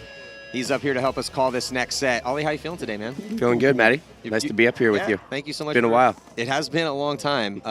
You played awesome yesterday. Team is dialed, looking really, really good. And I'm pretty excited to see you guys play today. You're going to be playing Edmonton Impact at 11 o'clock, so mark that on your calendars and let everyone know across your social media networks. Also, if you're here on site, definitely go and check out the Hormesis booth. It is like a cavern of paintball majesty and mystery inside that place. Yeah, it's glorious. We did a good job on this time. So Columbus Level going to be taking on the Saints. Level and Saints lost yesterday, and tell you what, Oliver, DMG is going to be making it on to Sunday, and the Latin Saints, if they don't win some games out here, are most likely going to be getting relegated down to the semi-pro division. So this is a really, really big game with huge implications for professional paintball. As also Columbus Level, who's made, look at this though, the Saints, they picked up some players from old school CEP, some guys that have been playing high-level paintball for a long time. Another body is coming off from that center for Columbus Level. And so the Saints, it's not looking good right now, Oliver, for Columbus Level. Multiple bodies coming off as that run-through happens in the center of the field, but in the snake right now, trying to finish off these last couple players, going to get that inside kill. I thought how did he miss that shot? Took him a couple, but he got it. So he was able to get that shot, but yeah, Oliver, it's not looking good for the Saints right now. It's not looking good for Level right now. Yeah, we practiced Level, and Level played quite good against us, actually, I will say. So, and X Factor, so a little surprising to see them kind of giving it up. But I guess these new CEP guys are the real deal. We're helping them out. Yeah, so far they've kept a couple of. I mean, they still have a few of the Latin players on the team. But yeah, it's the Latin Saints had a much better look yesterday. That's the best that we've seen them since the superstar roster fell apart. So looking forward to seeing. I'm hoping I know they understand what's at stake, because they've got to be following this and knowing that since DMG for the first time this year, and I was just talking to our commissioner, this is how competitive pro paintball is getting, is that we think, and we got to go check our notes, but we think every single pro team has made a Sunday. All 20 pro teams made a Sunday this year. Well, that's pretty good. It's pretty crazy. I will say I think I'm slightly leaning towards Latin Saints simply because Mike Paxton is their coach. Yes, so which is pretty cool. Which was also a new addition too. I talked to Gregory at the end of their frustrating event they had in Chicago. He's like, "We need a coach. Do you have any ideas?" And I was like, what about Mike Paxton? And they made it work. And then Gregory's like, what do you think about us picking up these CEP players? And I'm like, well, if they're down, but I didn't think that was actually going to work, but it all worked out. Anyway, ML Kings and Seattle Uprising, both these teams, different story than the teams that we just watched, is both these teams won their games yesterday. ML Kings beat the Saints, and Uprising beat up on level pretty solid, which this is the thing with Uprising, Oliver. I mean, they've been around for a long time, and we just never know what we're going to get out of Uprising. Sometimes they come out and beat every, they have a chance to beat every one of the teams. They have beaten all the top teams, but they're just super inconsistent. So something they've been trying to work on for years, but yesterday they looked amazing, and beat up on level pretty solid. They sound like the new X Factor, no pun intended. So Uprising's on the blue side here. The ML Kings on your screen, though, at this 50-yard line, at the wall. And Oliver, you've been playing this spot. Talk to me about that spot a little bit. Well, it's a pretty hairy spot, and it's anything can go in there. I'm just a little bit too short to really be able to say that I've been able to perfect it. So I think height is definitely an advantage. I'm thinking about, trying to put some pods under my feet, stand on them or something to get that few extra inches. But, I mean, up there, it really comes down to the points, the time, the setup of where they're at, how many guys you have alive, and how many guys they have alive, because there's multiple opportunities and differences that you can, different things you can do up there. And so I like that. I feel like it's a very methodical center spot. And you'll see it right here. Ooh, look at that. Connor Kelly coming through with the burst speed, as then Betancourt's going to get into the snake here. So the ML Kings, I like that. This is when they play well, that's how they play. Yeah. They punch and adjust, punch and adjust. I talked to Connor Kelly. So Oliver, this kid right here is definitely going to be a star. Yeah. But he's at that point in his career where he's kind of overbatting a little bit, getting a little bit too cocky and confident in the games. And I talked to him about that yesterday. And he agreed. He's like, yeah, Matty, you're 100% right. I'm like, I need you to play 10%, think 10% less. And I don't know, but it's also really hard when you're on a team like that and you're trying to make yourself seen. It's like, yeah, you don't want to be too arrogant, but at the same time, you want to, boost yourself up enough to take a position, right? Well, that's what's tough, though, because, yeah, you want to be seen, but you want to be seen smashing people and not walking to the dead box more often than you're smashing people. So that's right. Kind of thing. I mean, as long as you're doing it 60, 65% of the time really well, 70 would be ideal. Yeah. That's what we need. But, yeah, Connor Kelly's, he made the All-Star game. I really wish we were playing the All-Star game, but apparently the weather gods do not want us to do that this year. Here comes Peterson with the run-through. Oh, he goes all the way with a little slide in and making it look nice here. Did he get the two-pack to close? He definitely got the first one. Definitely some style points on that guy. Yeah, look good. Peterson. See, this is the one thing that I think, teams that are relatively new or haven't played so long together, they don't know how to play off of their teammates' moves.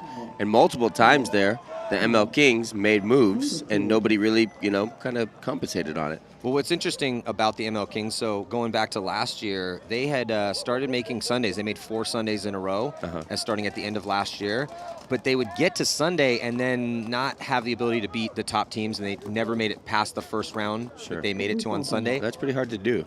But for sure, to make that many Sundays in a row as a young up-and-coming squad. But they started to be the fastest team in paintball, and what they did that was special was that they would always keep their second attackers very close to their first attackers and work in pairs. Nice, two-man operation. Yeah, so I think we invented that.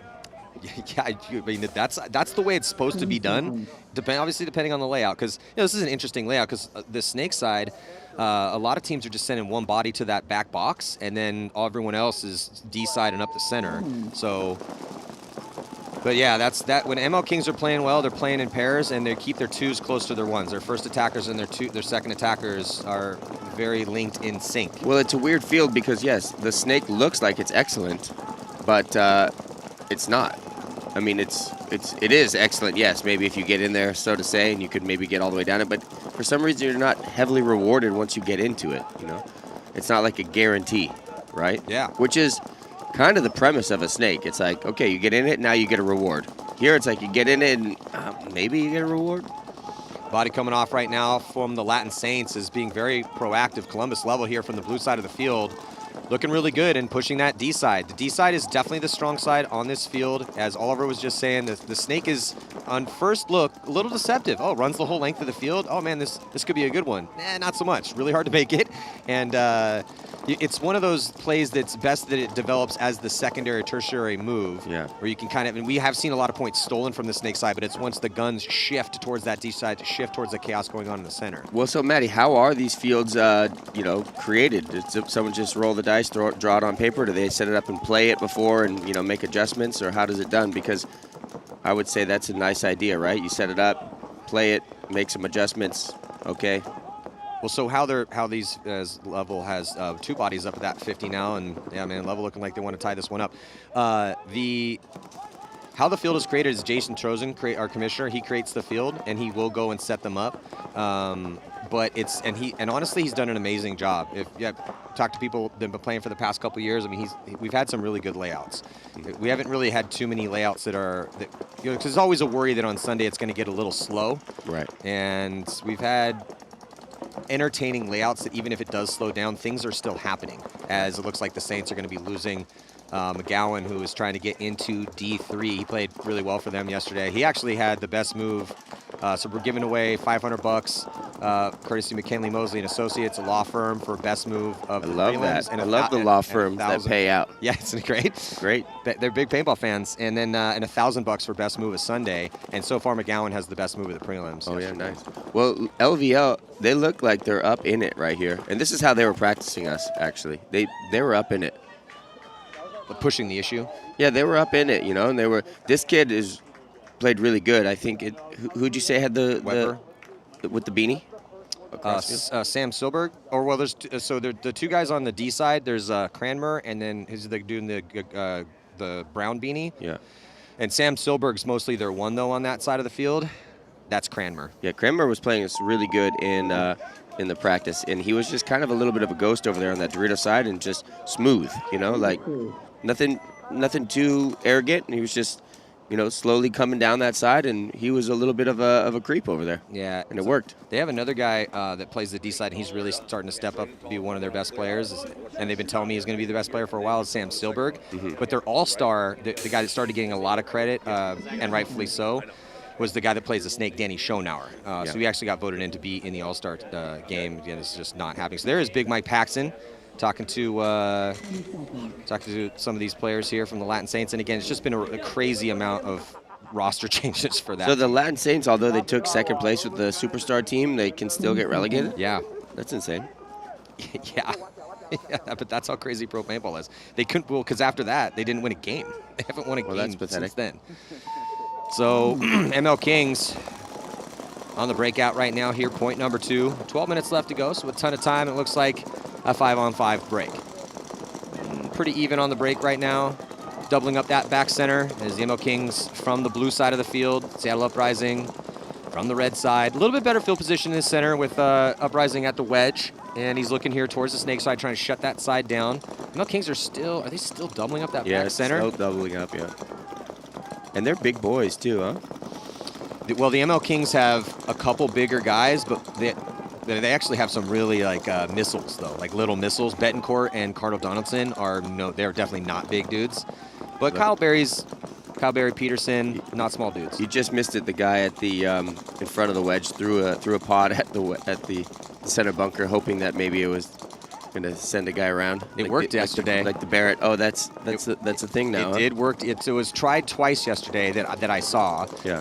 And it definitely worked. We had a guy going. Those are old school moves. Old school moves. Yeah. He set the trap. He goes up to the wedge. He comes back, and here actually a big hammer about to get dropped in the center of the field. Is that Peterson again? Man, Peterson's running a racket. That guy's big and pretty smooth. Yeah, he's got some moves out here. I like it. Well, it's funny because he set the trap, but then his buddy went in there. But look, they played off it. They made it to move into the snake too, the ML Kings.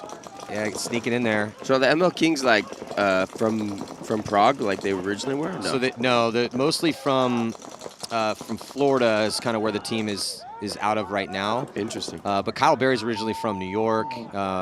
Mingo and Navarro are from originally from Puerto Rico, but they live in like the DC area. Betancourt lives in the DC area. So it's like Puerto Rican, New Yorkers, Floridians. Wow, that's a nice combo. Yeah. And a few Czechs? Yeah, well, from originally with a team that was with a bunch of Czech guys, started by an American.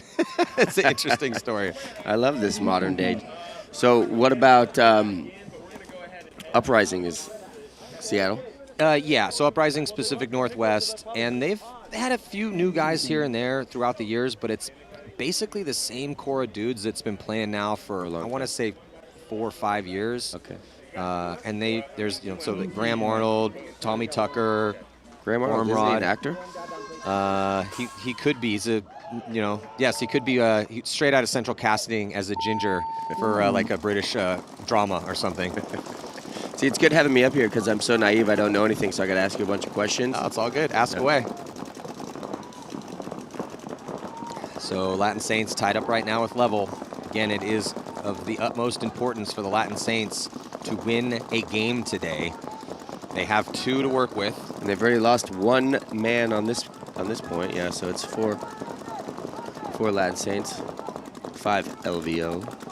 And obviously it makes a big difference when you lose that one guy. Like we did some drills, and when you've got body advantage on this field and you kind of get going.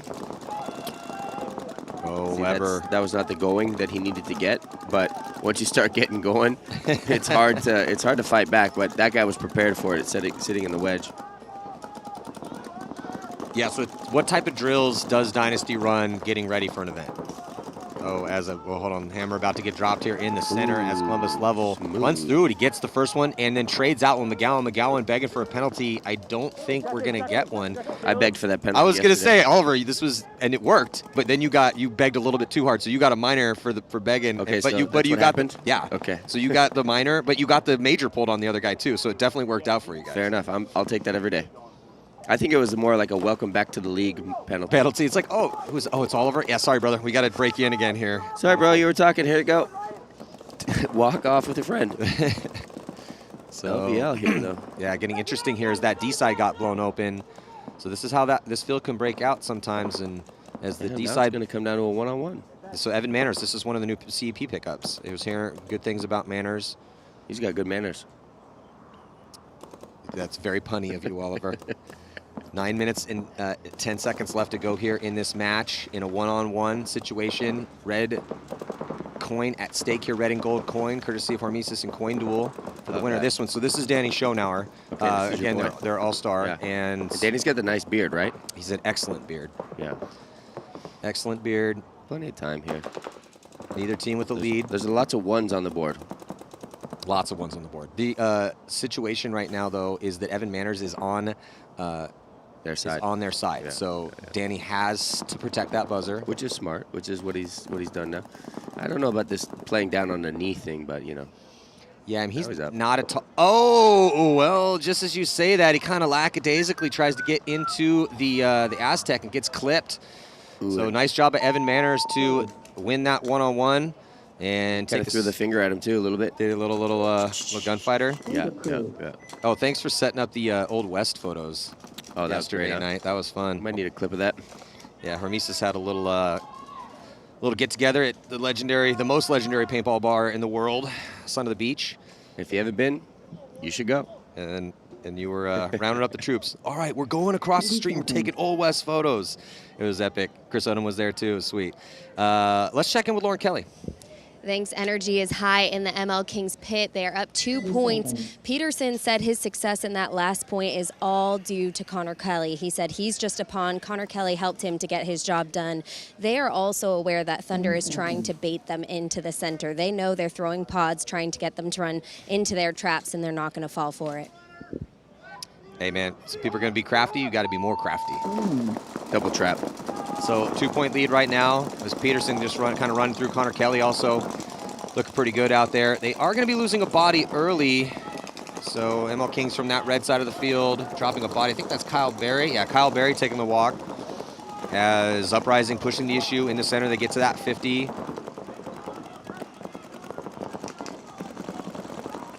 Yeah, I mean, he's been spotted here in the center now, so I would assume that ML Kings will come through here in a minute with this nice guy with the nice style that's bunkered a few guys very nicely. I think is number 47. What's his name, Maddie?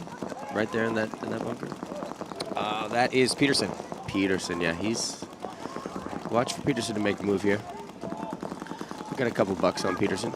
So Manor's going to get the red coin from Hormesis? Yes. Nice one. Got a red and giving them that gold coin from. I should give it to you and have him track you down. Be like, we'll have Oliver hand you the coin. Actually, no, I'm not going to do that too. You're going to be busy enough today. No, today's an easy day. People are like, Maddie, it's hard to find. I'm like, no, I'm not, dude. I'm literally locked in one place for 11 hours. I don't go much farther than this tower. Player getting checked out. Back corner bunker here for the ML Kings. Peterson popping the top, looking like he might want to run through again. I think Betancourt's going to be clean. But they're trying to play like a slower game or something now because they're like pumping their hands and they're saying, chill, chill, chill. But I don't know. Well, they have a 2-point lead to protect, and it would behoove them to maybe burn a little bit of time off, but I always do get a little scared when teams go hardcore defense. Me too. But they have taken some ground. Peterson's going to come through. He's going to commit. He does the slide. Man, he has such nice style. He does, and he's going to get that first kill, so he trades out. He gets the thorn in their side. Oh, but in that chaos, they're going to be losing a body from the back corner bunker on that D side, but I think another body comes off. Yeah, Uprising loses too, so a little bit of chaos out here, and during that, Betancourt dips into the snake. Got a player in the back center. It's Connor Kelly. He's just going gun dominant and up or the top, trying to figure out these variables. And as we were discussing the move into the snake, looks like Uprising's going to have 2 bodies be pushing on that D side. They have outside D2 and then D3.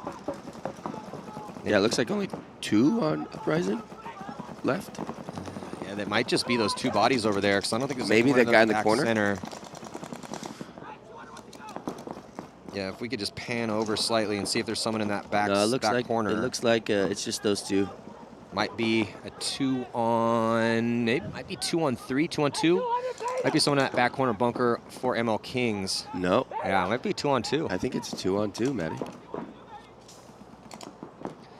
So who's going to do the read and react first? It's a little bit better here for Betancourt because he does have this entire side of the field. I mean, they've got, ooh, there you go. He just got that kill. This is Rodriguez. I don't think that's not Betancourt. Yeah, they're pretty much all the way around on him here. There you go. ML Kings pulling that one out nice. Yeah, so the ML Kings able to put yet another point on the board. Nice job by Rodriguez there. Sorry, I was calling him Betancourt. They got a similar style. But 3 unanswered right now for the ML Kings, kind of looking a little bit more like themselves. Uprising's always typically a tough game. And it's the story of this one's been Peterson punching up the middle, and he's been the threat, and then they're playing off that chaos well. They've definitely been dipping into the snake and winning some gunfights. Just a little bit better than Uprising. The points have been a little bit close. So Latin Saints also up by 1 here against Columbus Level. It would be a big upset if Latin Saints were able to beat Columbus Level. And with DMG making it on to Sunday, they have to win some games. So there's the starting crew. You got Askren heading out there. Looks like Pleady's going to get a spin. Lemon. Cranmer's going to be over there. There's your boy Cranmer. So Cranmer had some standout points for them. He was just playing really, really nice. Yeah. Right. Looks like going to be losing a body. Nice off-the-break shots here for Columbus Level. Lacing up that kill for the Latin Saints. Back corner bunker on the snake side, 4 on 5 as they release and go up to the 50. Here comes the counterattack as McGowan for the Saints is going to go up there. Spider senses came through right there on that one. Yeah, Justin Pleady gets the better of Mike McGowan, and now Pleady is untouched onto the Latin Saints side of the field with less than 8 minutes to go here, and they got to figure out a way to deal with Pleady. Can't let that guy live at your wedge. But Carl Markowski's now on that 50 side, on the other side also, helping him out. Nice, yeah, Carl Markowski wasn't here yesterday. Here comes the counterattack. Not protecting him. Oh. Finally picked it up. There's Kramer. Was Carl at the practice when you guys played? He was, yeah. Yeah, so good little counterpunch here as it's going back and forth. The Columbus Level looking like they're going to be getting the better. As we just talked about this snake, you know, so Lemon was able to read and react, and Carl Markowski taking some ground with his speed on that D side after off the move from Politi. And then a little bit of chaos in the center, but Lemon slips into the snake and finishes it off. That's kind of the power of the snake. You can finish points from the snake. For sure. Lots of points are being finished from the snake. It is very difficult to have that be your initial push. That we're almost watching no one do that. And there's a Politi on your screen. And there, look at that beard. Oh, man. It's a beautiful beard here from Danny. And that beard almost looks fake. This is giving him a big old scour over. Looks like they might be running Politi again. Good to see Carl out there. For sure. Another guy that just couldn't stay away, you know. See, retired and had a couple kids, got a job and whole deal, and now here he's back. He's inventing things now. Yeah. Did he get you one of those the tank tools? Yeah. I think that's. I needed one of those 20 years ago. I know, right? It was one of those things when he showed it to me. It was that like aha. You know, it's a good invention when you think, why didn't this not exist before? How did somebody not think of this before? That's right. So on the breakout, ML Kings see if they can protect this lead and burn a little bit of time penalty. off. ML Kings. That's not how you protect leads. Except for now ML King coming down the snake. Yeah, Cardinal Donaldson going to get all the way down. He's looking for kills. He's going to get one in the center. Get two. He's going to get two. Little two-pack here. Oh, he's trying to be going for a move of the. Oh, he's going to get three. Careful not to get a penalty. Even trade four. Four bodies come off. That's a good deal right there. Yeah, I'll take a 4-for-1 trade. I'll take that any day. Because with that penalty, it was looking dire for the ML Kings. It was. You need a hero, and he was the hero. Might be, but did anyone survive on his squad as we're looking over? I see the back corner bunker on the D side moving around a little bit, so that might be where the last body is, and it's probably Kappas. I think it's Migo. Someone just said, "Oh, Migo." Yeah, it is. So it's Migo Kappas, back corner bunker. So it's a one-on-one. Yeah, another one-on-one here. We love one-on-one. We do love some one-on-ones.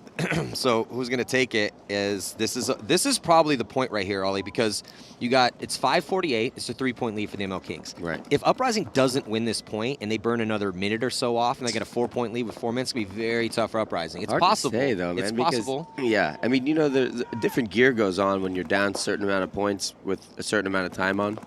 Yes, that's very and it switches for both sides, too, because the other side's like, oh, we need to hold out. And that doesn't always work. No, for some reason, yeah, that just doesn't work. Yeah. And then you see those points where a team is just storming down the field, 3-4 points in a row, winning 30-second points, and people that not used to watching paintball like, why don't teams just do that all the time? I'm like, it's actually really hard to do what they're doing right now. That's right. But that's like, it's funny because you can somehow turn that on and do that when it's necessary. But then you're like, when it's not necessary, you can't do that. Oh, well, Ormrod is able to get the kill there on Kappas, and then that is going to keep Uprising in this match. So great job by Ormrod. And when you comes down to, oftentimes in the one-on-one, you're going to have those support players, and they're going to be a guy like Ormrod, a guy like Nick Sloviak, and typically those are guys who are really good at one-on-ones because they're going to be left alive after the chaos. But Nick Sloviak didn't do that today. No. Nick's playing some good paintball right now. I mean, well, he didn't win that one. He lost a one-on-one, and then he traded out in the one-on-one. Right. But yesterday he won, and then he was playing really, really well. Yesterday, Matty. It's true. You're right. Yesterday was yesterday. Doesn't matter how well you played yesterday. This is a keep it you kill. What have you done for me lately? Sport. Yeah, that's right. Markowski can get another spin, number 19. So Carl Markowski, at one point in time, for years, the fastest man ever to play the game. Still maybe pretty fast. Definitely faster than me. And on the breakout, tied up 2-2, 7:14 to go. This is a good match. Yeah, definitely a good match here. See if it can continue to be entertaining. That first set was an amazing set. If that's indicative moments of what we're going to see out here, then it's going to be a really fun day. I'm up here with Oliver Lang. I'm up here with Matty Marshall. Appreciate your company, as always, and Impact will be playing Dynasty at 11 o'clock here. No big deal. Also in that set, Houston Heat and the Tauntauns right now, Columbus Level, locked up with the Saints, and Saints into the Snake. Saints have definitely been pushing the Snake a little bit harder than most teams. And actually, so is the ML Kings. Yeah. So you're seeing something different here. Body dropping right now from the Saints. That's right.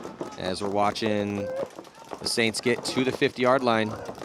Ooh, you see that? He backed up and kicked that bunker. I don't. Did he Has do a that little on bit purpose? I'm not sure, but it looked like Oh, it could have looked been like his loader's a little bit busted. Yeah, it's not ideal. I wonder I think he might be trying to retreat. But no, see, he's doing it on purpose. He is doing it He's on definitely purpose. doing it on purpose. Crafty out here. Everyone's getting the trickery going on this year. That is, I would have never have thought about that. But here comes Carl Markowski down the other side. He's also smoking him. Carl Markowski is just running a racket here. Carl's going to get one. He's going to get two. You cannot trick Carl Markowski with that move. There's still one body left alive, but Carl's going to come and hip shoot him.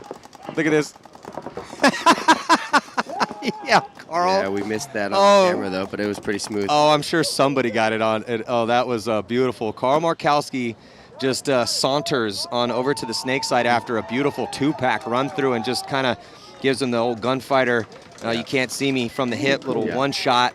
Beautiful job by Carl Markowski. I've actually never seen Carl move that slow in my life. That's true.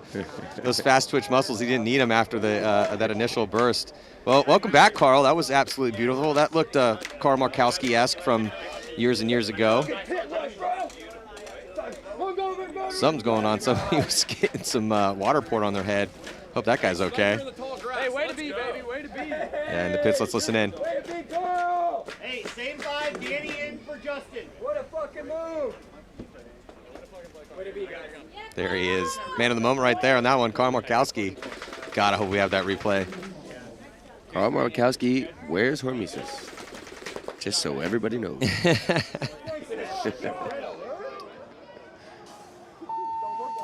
Here we go on the breakout. Right now in a uprising with Ormrod, saving that one, and the last one putting the team on his back to win that one-on-one and make this a match, as it does look like Kyle Berry going to be taking the early walk for the ML Kings as we hit the 5-minute mark. Yeah, 4 on 5 here. Uprising with 5. Uprising, a little bit better field position too, as they're pushing up the center. Going to get Alexander Borromeo to the can. He's going to just coast right into this 50-yard line. They're going to spread some bodies out wide, trying to make the most of this power play. It's one body advantage they have out here. Doubled up the center there. Yeah, if you're down, this is the big moment right now for Uprising. Right. At 4 minutes, they're down by 2. They've got a one body advantage. Got to be careful not to make an over battling mistake right now. That's right. Throw that advantage away. But they're all moving together quite nicely here in a nice formation. Two-man operation on that Druida side, two-man operation in the center. That's the way you want to do it. Only one man on the snake side in the what you would call the juice box, I believe. Yeah, that's Rich's term. Rich's term. I got a kid, so juice box. I'm like, just reminds me of like a toddler tantrum. I got to go get him a juice box. So I'd rather call it the back box. Fair enough. Well, I only call it what we call it on Dynasty. That would be California. Yeah, it is funny. Sometimes we'll get guys up here and they forget that a lot of people listening don't know their codes. So they're like, yeah, well, I was at the Apple and I was shooting the Godzilla, right? And then the California was yelling at me. And I'm like, dude, no one knows what you're talking about right now. Yeah. We were having a meeting in the hotel the other day, and that was pretty much the basis of our conversation, like those completely absurd unanimous words. And I was like, what if somebody's listening to us right now? What do you think they think we're talking about? It's that perspective, right? Okay. So Uprising, 2 bodies, another body dropping here. ML King. For the ML Kings. Yeah, so it looks like it's going to be 5 on 3. Uprising just about to put it together here and drop the hammer. You can see it on the screen there. Guy just moved into the 50 on the Dorito side. Now all the way onto their side. Get another kill right straight ahead. There you go. Yeah, it's just slowly but surely working them out of their spots here after that first kill. So this it's is the getting last man alive dance here. Getting dire here for the ML Kings in this point, as Uprising trying to preserve all the time they can, as they're still going to need one more. But that was a crisp point here for Uprising. Initial kill on Barry and then a slow roll. Did it perfect. So as the referee is checking out Borromeo, thumbs up, point is good. We got ourselves a match. Let's check out this replay here with this beautiful, graceful move from Carl Markowski. So Carl Markowski cuts the seam inside. He comes through, catches the first one sleeping, switches hands, gets that second little 2-pack cross field. But then as you watch, he realizes, well, there is one more guy left alive, and he has no idea that I'm here. So like you said, Ollie, it's the slowest I've ever seen Carl Markowski move, and he comes up and just executes dueled him right there. Some style points. That was cool. Oh, that was beautiful. Poor 0-0 turns around and then just gets absolutely blasted. Stolly just, sorry, brother. 0-0, bro. Oh, man. Nice number, but didn't work. Yeah. So you're number 2 now. What's the logic behind 2? What do you mean? I've always been number 2. Well, since I was 17. Yeah, but I was going to say you're 17. I just think we didn't have enough time to change the number this round. So we'll see what happens. Yeah, and I also want to talk about the comeback here because everyone wants to hear about that. So comeback. Before you leave, I have to ask that question. We'll come back. I've always been here. Yeah, in spirit. Okay, and it looks like LVL is deep in the Dorito side all the way. And this guy's going to make a bump, try to get him. And how does he even do that? And he stays alive. This is insane. Comes through, and is he clean? The referee gave him a glance. They're going to get in there and give him a little bit more of a check as Danny switches his gun over finally to get that kill. But they have another attacker over there pushing up here, and it's McGowan, man. McGowan's played really well for him, and he's going to get that kill. Again, keep your second attackers close to your first attackers. That's how it's supposed to be done. McGowan has shown us here. His first guy goes through. He's right behind him, and now he's trying to polish this, polish out the rest of this point. That was textbook. Cranmer does damage control and gets a shot on McGowan, so, but pushing the snake here for level, trying to finish this one off. No, pushing the snake for Latin Saints. Yeah, sorry, for Latin Saints, trying to finish level off. Yeah, that's right. I mean, it's funny because it's like the zones are just dropped. You know, like, how are those moves being done? Like, that guy should not be able to do that. Yeah, you're right. The guy's in the 50 on the Dorito side for LVL, about to kind of win the game for them, and then the guy comes across the center of the field at a strange angle, bunkers him, and lives, and got another kill. Sometimes moves from when we watch them from here, and you think, how did that guy just make that move? Why did they let him do that? And sometimes people just drop the zone, miss shots. There's a lot that can go on out there. Most certainly, yeah. Most certainly. Well, Latin Saints keeping this one interesting here. So let's get a replay of the move. So Oliver, this is your area of the field. Kind of talk me through this. This is our D-side cam here. He's at the 50-yard line. Well, I mean, he just felt like he had to go do it. You know, he was kind of in a slightly of a desperation move, and it's exactly what you said. Oh, he did get shot when he went into that, but he does shoot. Watch him. He does shoot again. He should have got a penalty. He got shot somewhere right there, right, boom, off his head. Yeah, you'll see it. And then he goes in there, and he's kind of like questioning. He should have just got off, you know, at that point. This is the second guy, McGowan. That's the second guy, yeah. But he did shoot again. That other guy did shoot again. Yeah, well, that's another thing, too, is that, you know, stuff's going to get missed out there. For sure. And it's part of it. I mean, there's not enough, you know, there's just not enough refs for what's going on. There's a lot going on. Yeah, and sometimes we have to slow it down. You know, so we're looking at it in super slow-mo to try to figure out what's going on. The refs got to figure it out on the fly. That's right. I mean, I'm glad we do have replay, and the commissioner will go check the replay if it's a crucial moment. And that's pretty cool that's where we're at now, you know, I will say. It's taking us some time to get there, but, you know, Rome, I always say Rome wasn't built in a day, but they were putting bricks in walls every day. For sure. So now here comes Uprising, moving up here, a couple moves at the center, and also out getting into D3, now going to go to the 50-yard line wall. Yeah, 2 minutes left, so this is, you know, it's coming down to it. I mean, a lot of time, but also not a lot of time. Okay, one of ML Kings walks off here.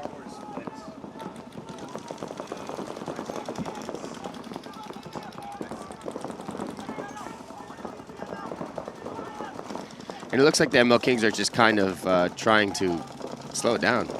You know, they're in that first Dorito looking across field. Makes a bump out to the snake. Wow, and he makes it and he shoots the guy in the center. Nice work, ML King. Yeah, Uprising coming off. That guy should have shot him and been alive. Graham Arnold sneaks into the snake, though. 2 Uprising, 3 Uprising, 3 Uprisings walking off. So it's 2 Uprising against 3 ML Kings, and there's, what, 50 seconds? Yeah, Well, that's going to be hard. 3 Uprisings on the red side. ML Kings are over here on the blue side. Yeah, but now there's literally 2 Uprisings alive. Well, Borromeo was alive till about 10 seconds ago. That's right. But Graham Arnold's in the snake right now, battling against Donaldson. So 3 bodies alive currently here for the ML Kings. And 2 on Uprising. Well, but now they just 1. didn't put it together, yeah. Yeah. So ML Kings will be taking this one. ML Kings. Oh, looked like his team shot him in the back.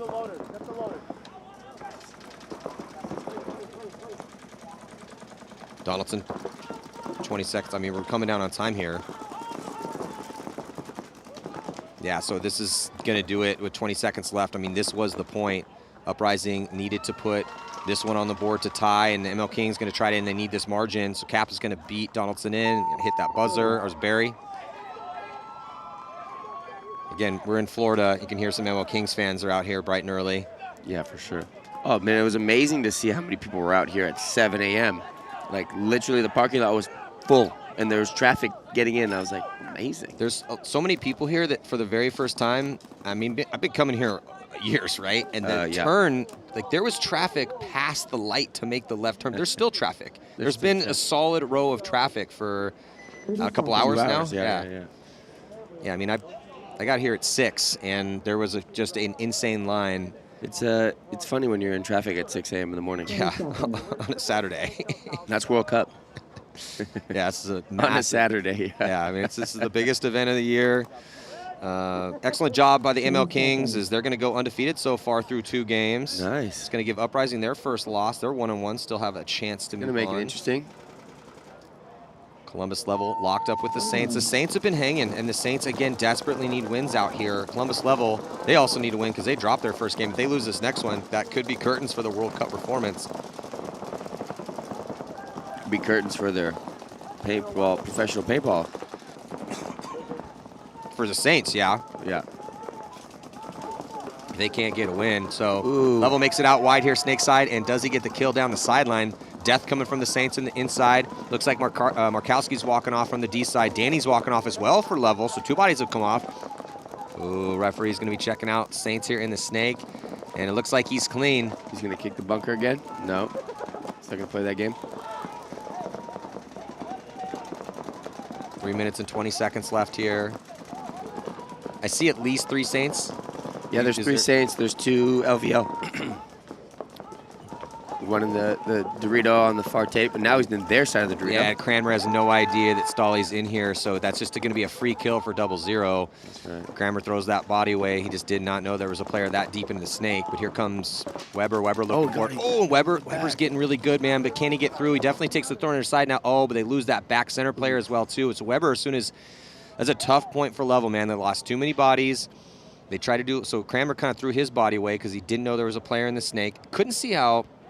Was it Askren, I think, in the back? But it was a nice move from Weber. 0-0 had to die, but they just but you could see as soon as Weber made that move and he got shot and traded his body, he looked back and saw his other player walking off and Cranmer walking off and realized, okay, well, and he started shaking his head because he knew that was it. But it's amazing. It's like when you see stuff like that happen and then 2 other bodies just die at the same time. All right, let's check in with Lauren Kelly. Thanks, Maddie. A lot of frustration in the Uprising pit. That is not how they wanted to come out and play today. They said that they feel like they started flat because they were just making stupid mistakes that they knew they shouldn't be making. They weren't all clear on the game plans when they went out there. That last point, though, where they had the opportunity to tie it up with ML Kings, the coach said they just weren't working as a team. They weren't pushing down the field together. They were making individual moves and allowing ML Kings to pick them off one by one. Well, we've been talking about that. That sounds right. Right? Yeah, that's a very accurate dissection of very what accurate. Went down. Lauren Kelly's very accurate. Well, she's been doing this for a while now. She's good. Yeah, we're glad to have her back. So, it's the return of Oliver, return of Lauren. Dude, it's great. We're picking her up on Dynasty next. She's a great producer. She probably could help a lot of things out. We should hire her as a spy. There you go. Nah, she's... I don't think she'd go for that. No, she's too legit. Yeah, and she's got a big girl job, so yeah, she doesn't really need your money. Fair enough. I just like the idea of hiring a spy. Yeah, there you go. If there's any spies out there, come find me. Big shout out to Carbon. This game has been brought to you by Carbon. Zero compromise here. Learn more. Go to Zero Compromise. Zero Compromise. I love that. Love what Turbine and the boys have been doing with that Turbine's product line. excellent. Yeah, everyone loves Turbine. And Zero Compromise. Those are the new goggles that just came out. And also, they're the ones that provide the golden barrel here for the MVP. We got a ton of stuff that we're giving out. Also have a TM40 Lux that we're going to be giving out as well, too. And that's we're going to tell you more about that in a bit. So we got 1 minute and 10 seconds left to go here. This is a big point. This is a big point. Big point. I like it. Actually, I got my money on LVL because like we said, we practiced them and they pulled it out at the end a few times against X Factor and us. So, and Latin Saints is kind of, this is the world's on their shoulders here, and that's a lot of pressure. And if you're not used to a lot of pressure, you can buckle. Yeah, for sure, especially at World Cup, as it just exponentially increases. Right. And a lot of times people will say, oh, man, I don't agree with that. I don't understand. World Cup's just another tournament. I'm like, well, then you probably haven't played a really tough game at World Cup before, because if you have, then you know what we're talking about. Yeah, you haven't come to World Cup and seen the traffic. Yeah, it's frustrated because it took you 30 extra minutes to get into the parking lot. All right, so on the breakout here, looking to see what the Saints are going to do, right? So they're going to go hardcore defense, or are they going to try to take a little bit of ground? Ideally, you need to take a bit of ground, and then you can play defense and lock it up. You don't want to necessarily just double all the back bunkers up. I have no idea what they're going to do. About to find out here, as Level needs something special here, and they need to kill off the break if they can get it. Saints do risk a body out wide snake side, and he makes it clean here, Oliver. They do. 2 minutes, 30 seconds to go, 5 on 5. This is really crunch time. This is like, this is what I love about World Cup, is it's like, the whole entire year is depending on this very one match right here. Yeah. If the Saints don't hold on to this lead, well, then they could not be a pro team next year, because DMG is into Sunday. If they win this game, they still got a chance. And for Level, if Level loses this game at this point right now, probably going home here at World Cup. Yeah. And they've made a couple. They took third at the very first event of the year, and they're in the top 5 right now. I'm sorry, they are 6th overall. So our 6th ranked team might be going home if they can't find a way to win in the next minute and 45 seconds. Still have one more game left to play. It's against the ML Kings, and the ML Kings look pretty good. So, but you see them, look at LVL across the board there, quite nice. Yeah, they're looking for it right now. They're at the 50-yard line there, right-hand side of your screen, playing from the blue side. Yeah. Oh, Carl, careful, buddy. Minute 25. Yeah, time ticking off here. Weber at that center 50 brick. It's still 5 on 5. Have you seen any bodies walk off? No. Definitely 5 on 5. Definitely no one. Oh, here comes the move. They got to protect Weber. They do not protect Weber as Laser runs through to get the shot in on Weber. He got 2 of them. Oh, a 2-pack. That might be the coffin nail here for Columbus Level if the D side can't find a way to pick it up. There's still 2 bodies on the D side, and they're going to push forward. They have a minute to work with. They might be getting a shot here as the box is getting checked out quite a while now. Looks like he's clean, though. Latin Saints coming through. Mike Paxson. The Latin Saints finally do lose a body, so there's no one on this snake side. He's walking all the way Manners, down.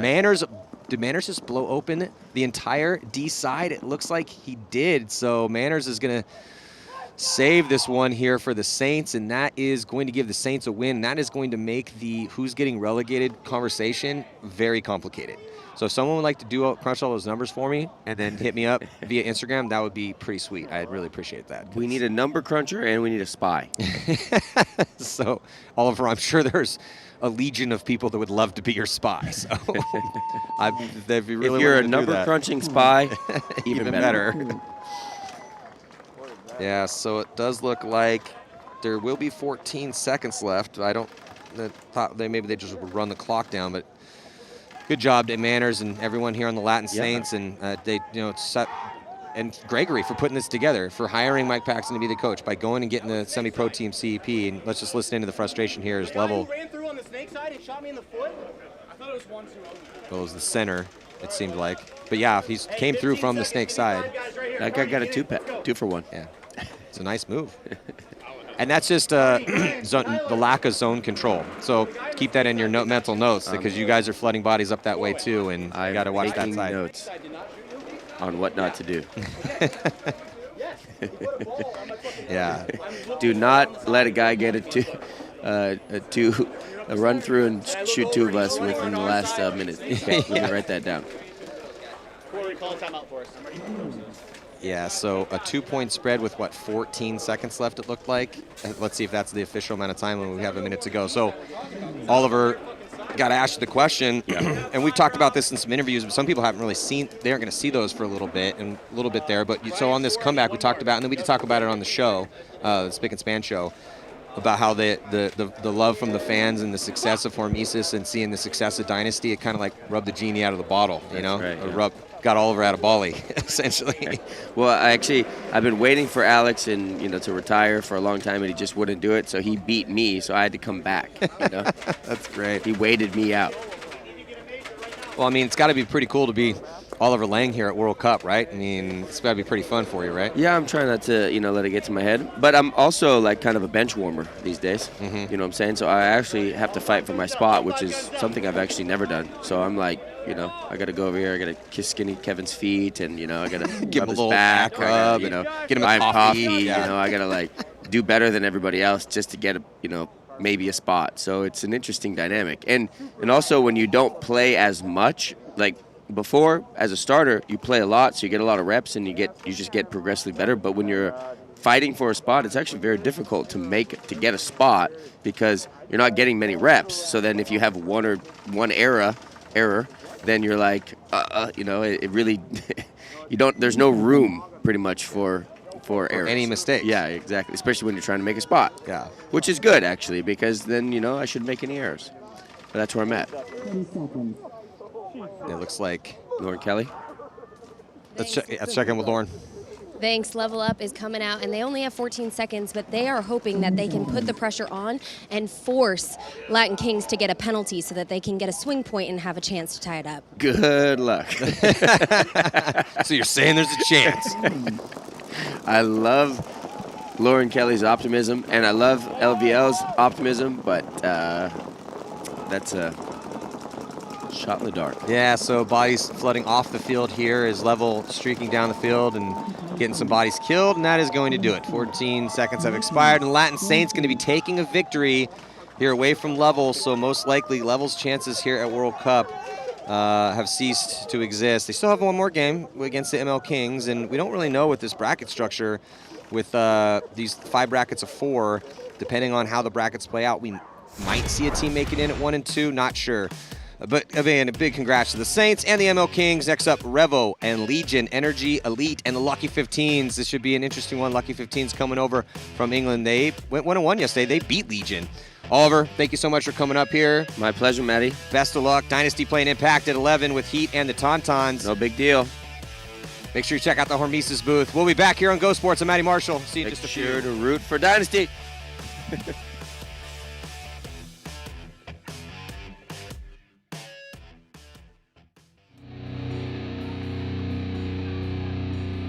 On Team Heroines, we kind of have a saying, be your own heroine. You have to take control of the situation. You have to make yourself better. You have to hold yourself accountable. You are responsible for your success and for your dedication. A lot of us have been together for almost 4 years. Girls that we have picked up, they've been in the sport for a while. They've got something that you just can't teach. Anybody will go anywhere at any time. We're unpredictable. Once we get to our bunkers and we're playing 5-on-5 paintball, our fundamentals are some of the sharpest in the league. Being your own heroine is just holding ourselves to the highest possible standard and making sure that we set a good example for the next generation of women coming through. We are the heroines.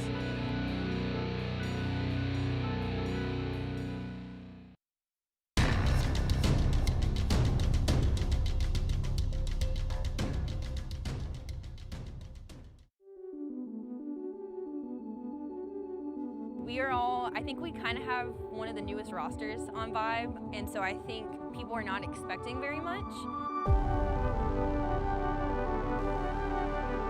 I would say that we are methodically aggressive. We know how to pull it in when we need to, and we know how to push when we need to. Ashley G and Leslie Cluis, they have the strongest voices on the team, and they kind of bring us back to like, this is the moment, this is what we're doing. Brittany Bangs on the snake side, she has been playing paintball for like 5 months. Y'all need to be watching Brittany because she's coming for you.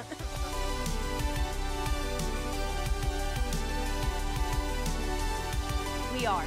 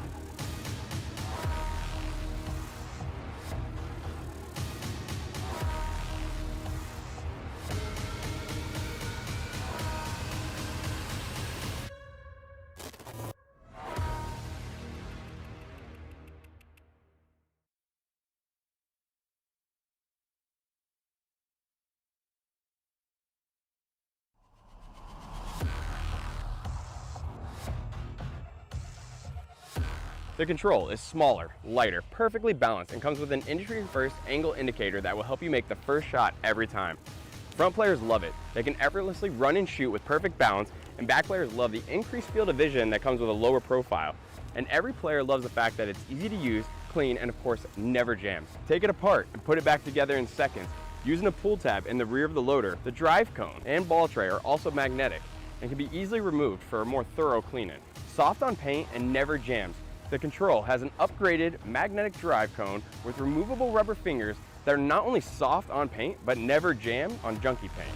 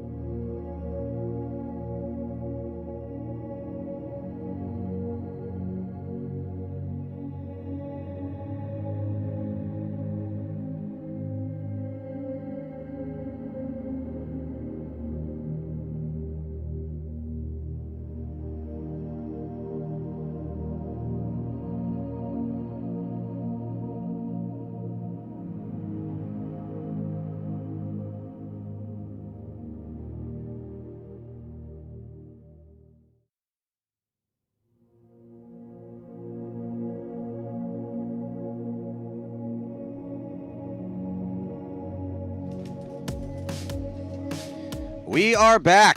2022 NXL World Cup, the Champions Cup going down here on center court. I'm Matty Marshall alongside Rich Telford. We're here in Kissimmee, Florida, and it's we got 2 sets in the books right now as Thunder undefeated in the prelims, and they just took down Infamous, who couldn't win a game out here in the prelims. So Infamous will be going home. Crazy turn of events, though, as DMG puts a win up, and they won 2 overall. So DMG is going to be on to Sunday. And the Latin Saints just beat Level. Level also hasn't found a way to put any wins on the board. They have one more against the ML Kings. Looking out, man. But this is kind of making it all really interesting here in the Pro Division, because it puts, unfortunately, New York Extreme, sorry, Bud, in a tough spot here, because they're right in front of, coming into this one, or behind the Saints. So that's kind of the situation, is that depending on how this all shakes out between DMG, the Saints, and New York Extreme, we don't really know who's going to be a pro team in 2023. So it's getting crazy out here, as that's just how competitive things are. Now, Legion did drop a game yesterday to the Lucky 15s, who went 1-1. So Legion, they need a win right now, and they're playing Revo, and Revo is undefeated. So Revo drops 1 on the break, Matty. which is the one. Looks like it's going to be from maybe Amar. From that D side. Yeah, I think he went to that little lay down baby. Red Legion drops their first player. Attacker on the Drew side as well, Maddie. So 4-on-4 here. Yeah, it was Omara. So Omara, Karslev taking the walk here through the attacker. Oh, Sergey getting caught in the tower, Maddie. Yeah, it's a huge kill for Revo, and Revo's going to go right to that 50. So 3-on-4 advantage here for Revo. Benny Carroll playing the juice box over here for Revo, one of the guys playing it the best that we've seen so far. Revo now attacking, releasing from the Drito corner. Drito 1. Again, these first points on these fields are so crucial as another Red Legion player looks like, I believe, Kirill taking the walk from the tower on the Dree side. So now just a 2-on-4, huge advantage here for Revo. Matt, if they can win this first point, play another strong point or two, get a 2 or 3 point lead against Red Legion, and force Red Legion to really kind of have to press the gas and start attacking and making mistakes, taking bigger risks, man, it's going to give Revo a good chance to go forward here. Yeah, Revo very crisp and sharp with their game plans and executing nicely. So they look dialed, trying to finish this one off here against Legion, who's just going to let this one play out. See Revo, really good spot, 50-yard line. How is it having? How is it having Oliver up here? Oh, it's great, man. I love Oliver. He's so fun. We all love. Well, you and I, we've known him since he was a teenager, and we've had many stories with him on our team, against him, and life stuff. So yeah, it's just a pleasure to see him back because he was into the wins for over a half decade.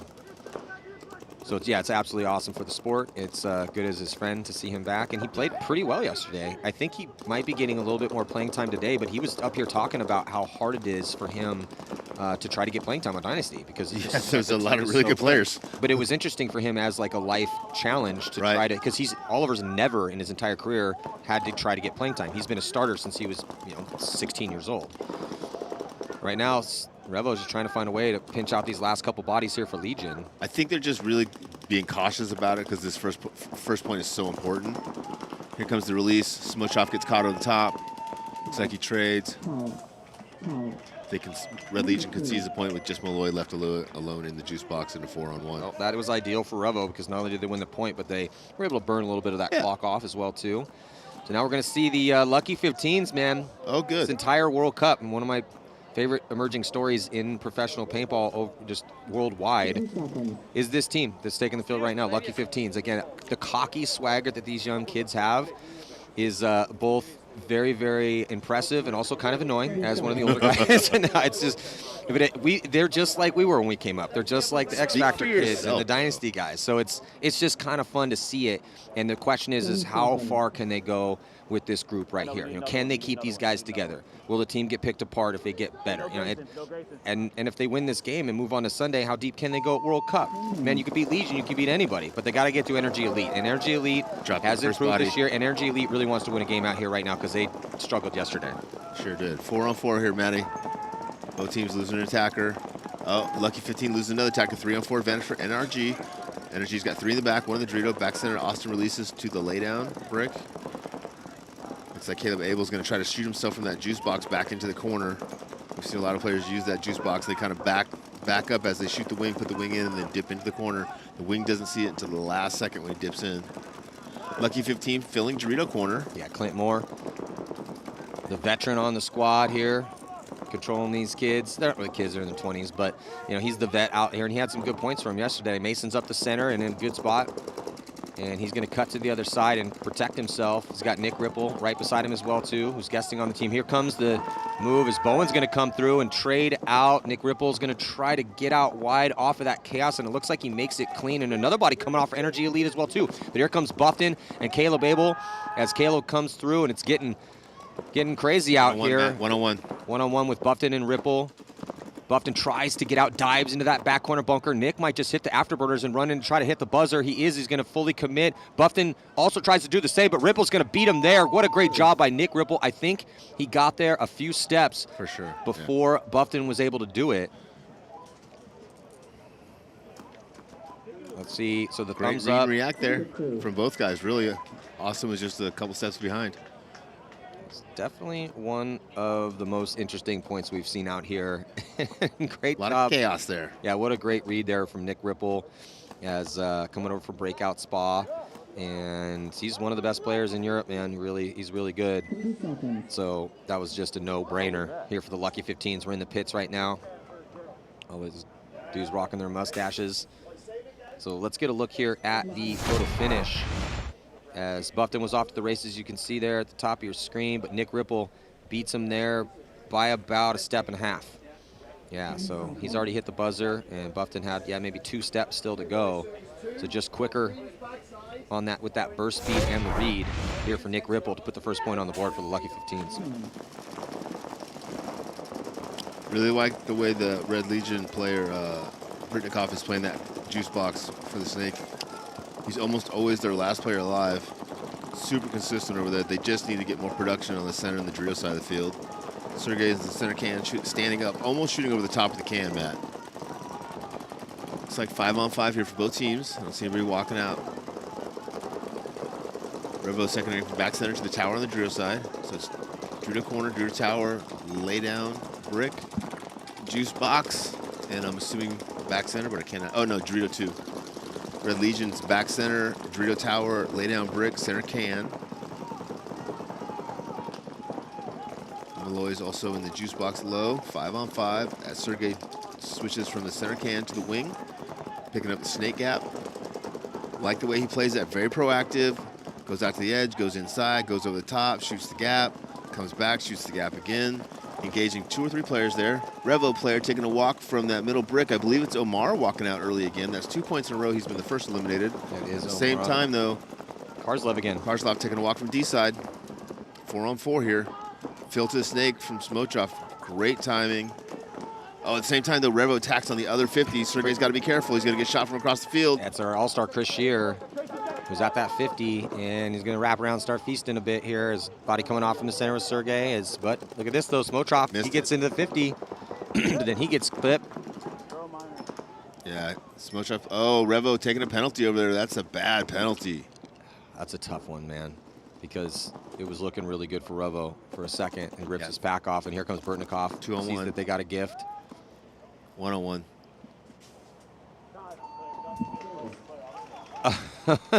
He just. So was Shear alive over there that whole time? Yeah. Oh man! So Burtnikoff beats. So Shear was so focused in on what was in front of him here. And he shot the guy in front of him. Yeah, and but after doing that, he didn't get the look behind. Yeah, exactly. So I got this thumbs up from Carl. Bottle drainer, H2K. He just tossed it up to me. It's to drain your tank, when you're traveling. It's H2K gear. Get one from Carl Markowski. They're amazing.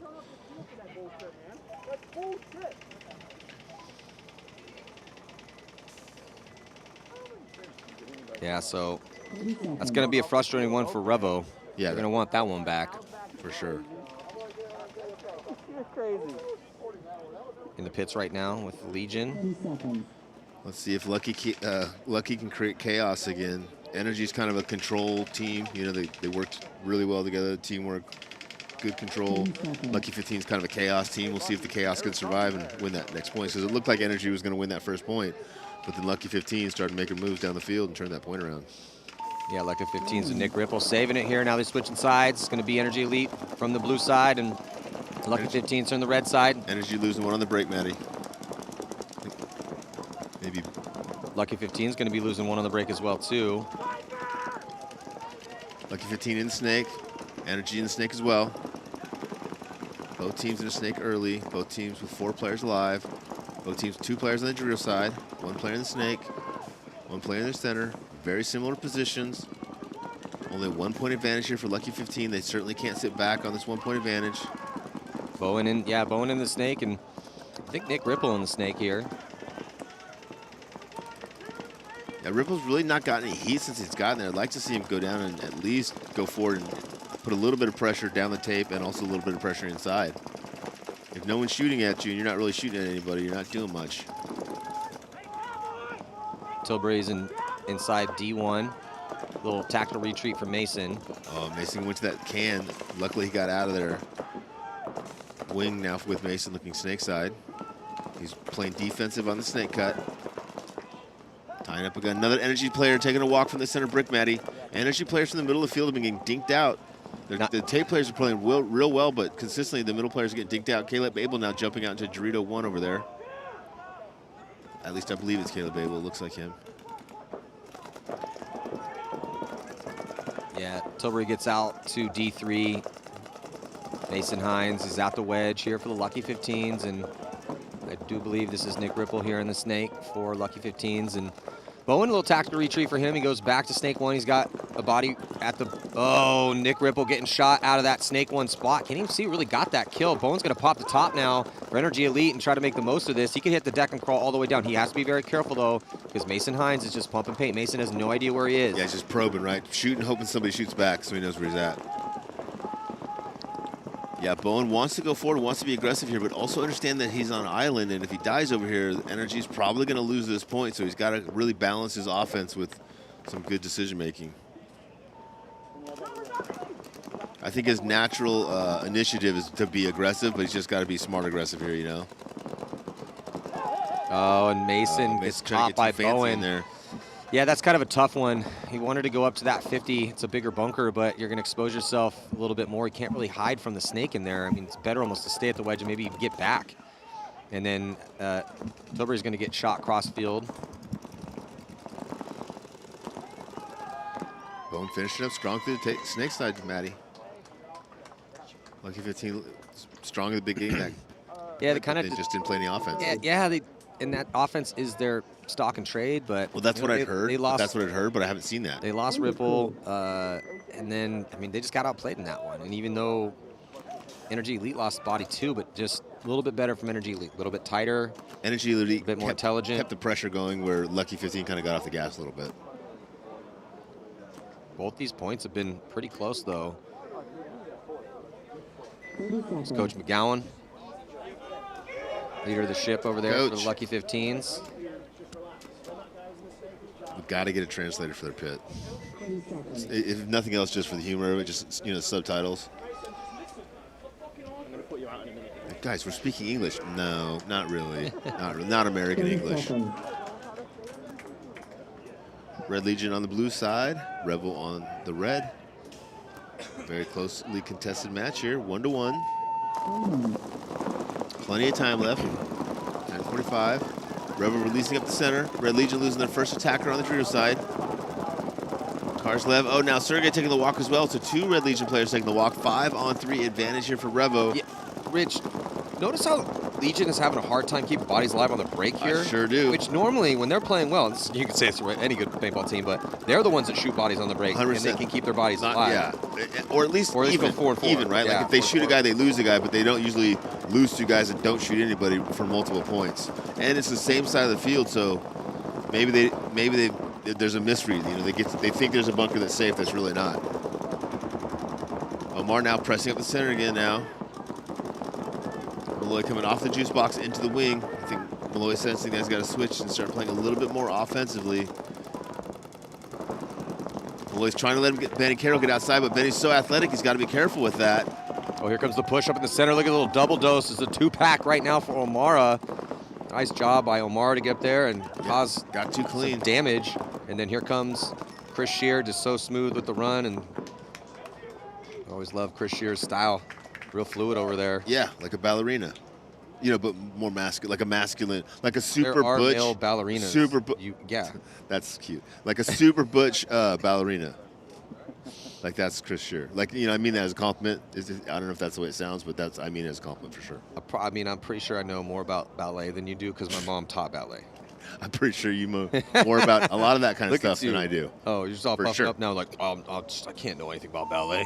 I did have 2 daughters that went to dance. Oh, that's true. Okay, all right, touche. Yeah, but Chris Shear, so fluid on the style is my point. Just so athletic, You were the one that brought up the ballet reference. Well, I mean, because it's a compliment. They move float, amazingly well. He floats over there a little bit. Just smooth. Maybe he did take ballet. I don't know. Got the You're moves the from one that's somewhere. making it weird, bro. No, you made it weird. I mean, it's only 9 a.m. and you are already making it weird. I'm gonna go for the lunch run now. I'll see it too. Somebody save me, please. Somebody. For God's sake. Anybody. Throw me a rope. Get Oliver back up here. Energy. Lucky 15. Let's go. Both these points have been very close. It's been an entertaining we haven't had morning. any blowouts at all, right? Except for yesterday, where there was like 1 or 2. It's been a very entertaining morning. Yeah. Yeah, a couple blowouts yesterday. Energy with the standard breakout, going to the can, releasing from the can to the wing, filling the box. Getting one elimination on the break, so again, Energy starting off one body up here. Man, Mason Hines has been so good at constantly getting to that 50. He's always there. And he's real tall, so he can play it really well. Yeah, and if the player for Energy is not careful and he backs too far up off that wing, he can kind of catch him from the back shot too. This one is a funny field layout because if you're over 6 foot tall, like well over 6 foot tall, you almost have to play the wall. Yeah, on this it's just layout. such an advantage. Well, here's the battle going down right now in the center of the field. There's Energy Elite creeping. Is that Abel? Creeping and going to get absolutely blasted. He had no idea that Mason was there. And then Mason's going to come through looking for bodies. He's got one of them. Dennis is right in front of him. I don't think he knows that Dennis is there. And he's not touching that bunker. Oh, he's going to get a free kill. Dennis got to be careful not to get a penalty, though. 15 just gets a penalty, Matt. Yeah, penalty getting assessed there on the backfield. No penalty on that call on the inside. I believe it's a we just saw on the camera. 3-on-1 or 3-on-2 Energy advantage. Energy crawls down the snake with Bowen again. Yeah, but Lucky 15s are pushing down that D side. This has been a crazy game here. But I think that it is, it's Clint Moore, and he does get clipped out. So Bowen able to get here into the snake for Energy Elite when the dust settled in the scramble, and that's going to be enough. They had another body over there as well, too. So, yeah, all these points have been real close. They're going right at each other, but Energy Elite slightly better. That's why I got a 1-point lead right now. It is entertaining watching Lucky play paintball, though. Yeah, as kids, love going for it, man. It was really fun to watch them play in England, and I've been hearing about the Lucky 15s for the past couple years as they work their way up the ranks. Like on the streets? Yeah, on the streets. Gotcha. I spent a lot of time on the streets, you know. And it's a cool story of how they're called the Lucky 15s because, and Ainsley's story, and I can't remember the whole details of the bet, but him and his buddy were at a racetrack, and they had a substantial payout because they had, I think it was like a pick 3, you have to pick 3 horses in a row. I can't remember which bet it was, but they're like, if we win this bet, we're starting a paintball team. I like it. We're going to call it the Lucky 15s. For tax purposes, they didn't win. Just a heads up. Red Legion, 5 alive, it looks like. Krill going through the center field from the can to the wall. Revo kind of in the back line. Omar gets caught over the top. Yeah, Omar, that's 3rd point. He's been shot the first and eliminated early. Had 1 good point going through the middle, but 3 other points he's played, he's been shot out early and not really contributed much. Oh, Henry's going to get back in there. Into the spot that Omar was at. Look towards that D side. Yeah, very, very close game here. Lots of time left. Only 1 point, but it's really slowed down. Though whoever wins this next point or next 2 points, depending on who wins the point, is probably going to decide the match. And based on how slow this is kind of starting to get, Maddie, with having 5-on-5 breakouts, nobody kind of going outside, we might end up having a kind of a longer, slower Sunday. Yeah, I mean, it's always going to slow down on Sunday, but as these teams start to dial this field in, I don't know, because it really depends on who's going to be playing who. Styles make fights, right? So, yes, the general trend will be towards it slowing down, and maybe more so than normal, but it depends on the matchup. And looks like Henry getting pinched out of there. 5-on-3 advantage for the Red Legion as 2 players advance to the 50-yard line for the Red Legion. Revo is one of those teams that's comfortable on their back foot when they're playing 3-on-5. Oh, they lose another 2-on-5 now. Yeah, looks like Red Legion's going to pretty easily win this point with 4 or 5 bodies alive. We're going to tie it up. Going to be about 7 minutes left, and we're going to have a great match. So nothing. We've got nothing but great matches so far this morning, as the infamous Thunder Ironman DMG set was wild, and then the Saints beat Level to give them their 2nd loss. Again, thank you guys. And then the ML Kings Uprising game was had some close points out there too. That one came down to the wire, and now this one's all locked up. And they're just going to burn some clock off, huh? Burn a little clock off, get down to 6:40. A little pocket burn.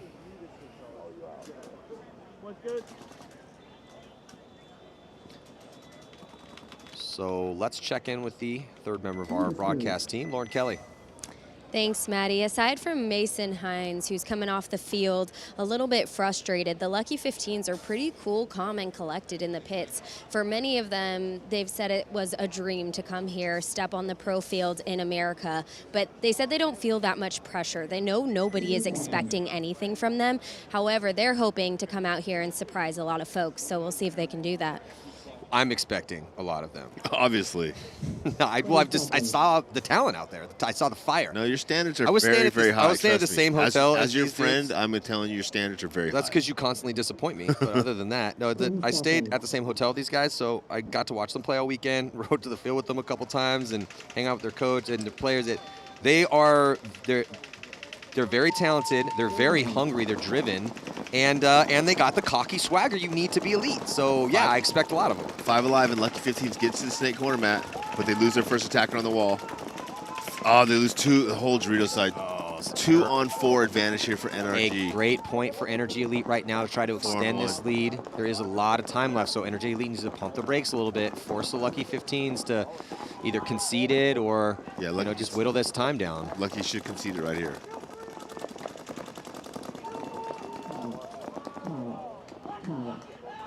Yeah, Energy Elite fired up right now. Yeah, they're playing really well. Just a terrible break for the Lucky 15s. They lost essentially 3 within. There's some smiles from Energy Elite. Got 2-point lead now, but a bunch of time, Rich. So this game could potentially not be over, as we've seen year after year after year, all these crazy comebacks, and this one's not even that far out of the realm here. It's just down by 2. But Energy Elite they look pretty good. Yep. Shoot 3 bodies on the break. Let's listen in real quick.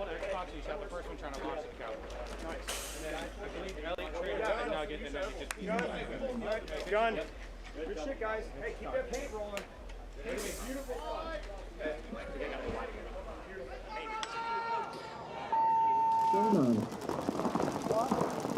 Great shot of Rebels break out there, losing their first attacker, trying to go to the wing. 4-on-5 advantage. Oh, Red Legion loses Sergey out of the back center, so 4-on-4. Benny Carroll gets out to the snake insert. That's a big move for him. Oh, and gets from the snake's insert right into the snake. No one's shooting that cut for Red Legion. That's very unusual for them not to have somebody on that zone. A little bit of a miscommunication or misplay there, but somebody dropped the job for sure. Yeah, Benny Carroll is outstanding here on the snake side day 1 for Revo. He's in snake 2. Yeah, he's gunfighting with Malloy down the line, though, and that's just not a good idea. You should give yourself 1 or 2 snaps with Malloy, and if you don't get him those first 2 snaps, you hide and start screaming for your friends to help you. Retreat from Krill Pridney. Barely made it back to the into that can, but he made it clean. Looks like Karslev just walked right into one, though. And Karslev really needs to tighten it up over there. Karslev, he's struggling. A few years ago, was just obliterating people, and during the last run for Legion, and he's just kind of having a rough day over there on that D side. Yeah, there's a lot of time left, but if this clock goes, oh, Benny Carroll taking the walk. I was just gonna say, Red Legion should look at conceding this. Oh, no. Yeah, that's it. Red Legion definitely concede it now. Yeah, Smotrov getting taken out. It's just a sea of white and red jerseys walking off right now. And they're not going to concede it. They're just going to allow the clock to burn a little bit. Now they concede, but no, it's not too much time squandered. But Revo, yeah, so let's check in before we start this next point here. Lucky 15s versus Energy. Lucky 15s with some work to do. We got Mason Hines mic'd up. 2, 1. No wire to Diesel! Nick, you need to control the wire! Yeah, Clint, look this way! Watch for the middle guy!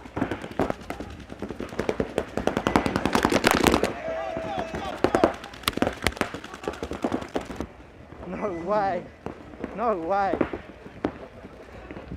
No way.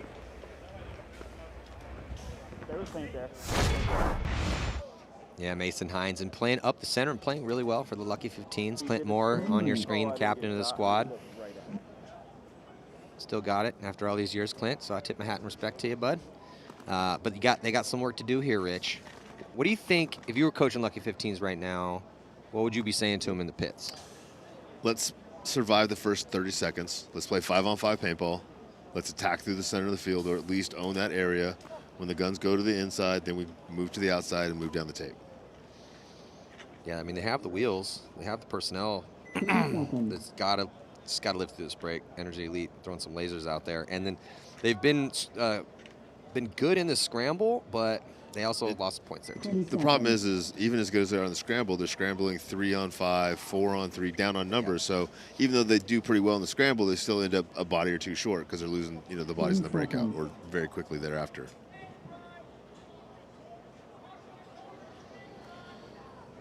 Here we go. Still a lot of time left, man. These guys are just going right at each other. Caleb Abel and Buffton on the break here shooting.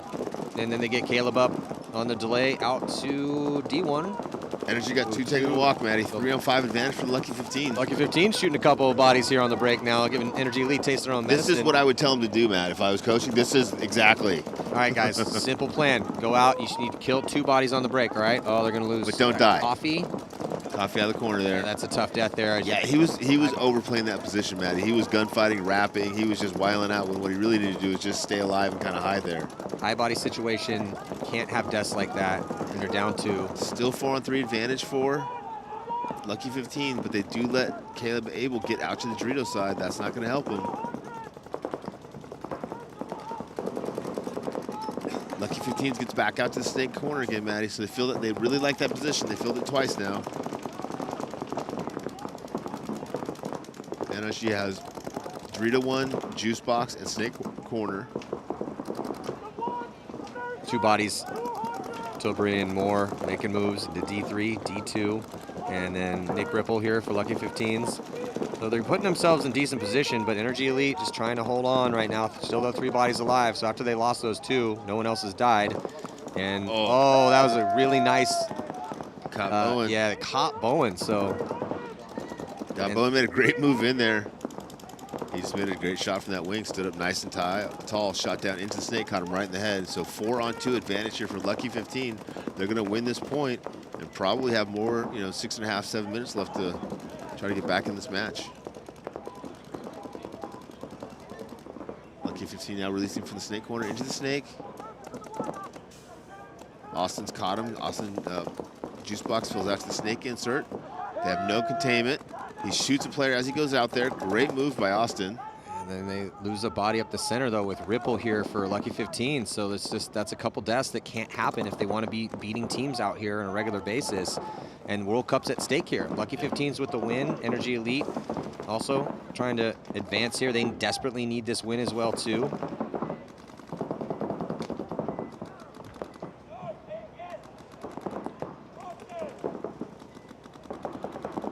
Austin stuck a little bit here in the snake insert. Not sure exactly what he should do. If he should attack or play defensively.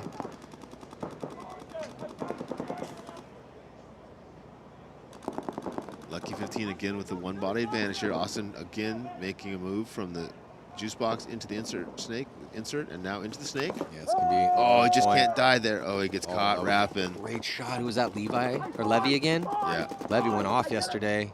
Might have just really helped the squad right here, and it was, man. Number 16, Levy, playing real solid here for the Lucky 15. So they're getting contributions from different players. They still have some work to do, though. Energy Elite, that was pretty decent for Energy Elite when they lost 2 bodies on the break. It was really good for them, but I think that was more Lucky kind of slowing it down and not over-attacking. Because, I mean, no one was really shooting at him. He made 3 moves over there and finally got dinked out. And then there was like, oh, it's a 3-on-1? But yeah, I'm just saying that in the beginning of how that all shook out when it was 5-on-3 in the beginning. Yeah, they dug out. Yeah. Is it good? Okay, thank you.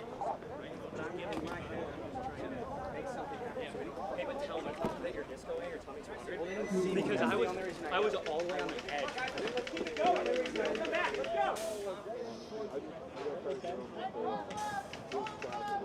Red Legion. So there's Pavel Karslev, Sergey Solnaiskov, Kirill Pridny, Leo Smotrov. I mean, and Malloy. I mean, that's their star lineup right there. The people, yeah. They've been running that line. No excuse, man. They got their guys.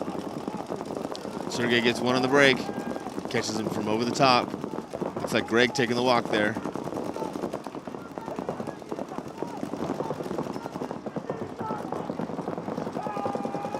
Sergey gets one. Sergey gets the second one. They shoot Sergey. Great move there from Sergey.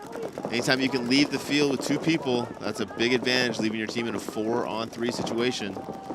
Malloy shoots himself out into the corner. Red Legion has a body advantage here and also field position as Benny Carroll also walks off. Malloy looking like he wants to get into the snake. Yeah, it looks like Red Legion's going to be tying this point up, Maddie. Yeah, we got a game here, Matt. We do have a game. 4:19 on the clock. Real Perini's on Revo's side. Going to dot Chris Shear's eye, and then just a body left in that back center as Malloy does get into the snake. Going to crawl all the way down here, and that'll do it. 3-3 will be the score. Yeah, it's just been nothing but close games today. Yeah, yeah.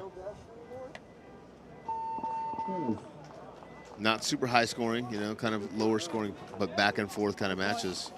Yep. Battle of attrition. Getting the trenches out there, fixing the bury nets, going to work.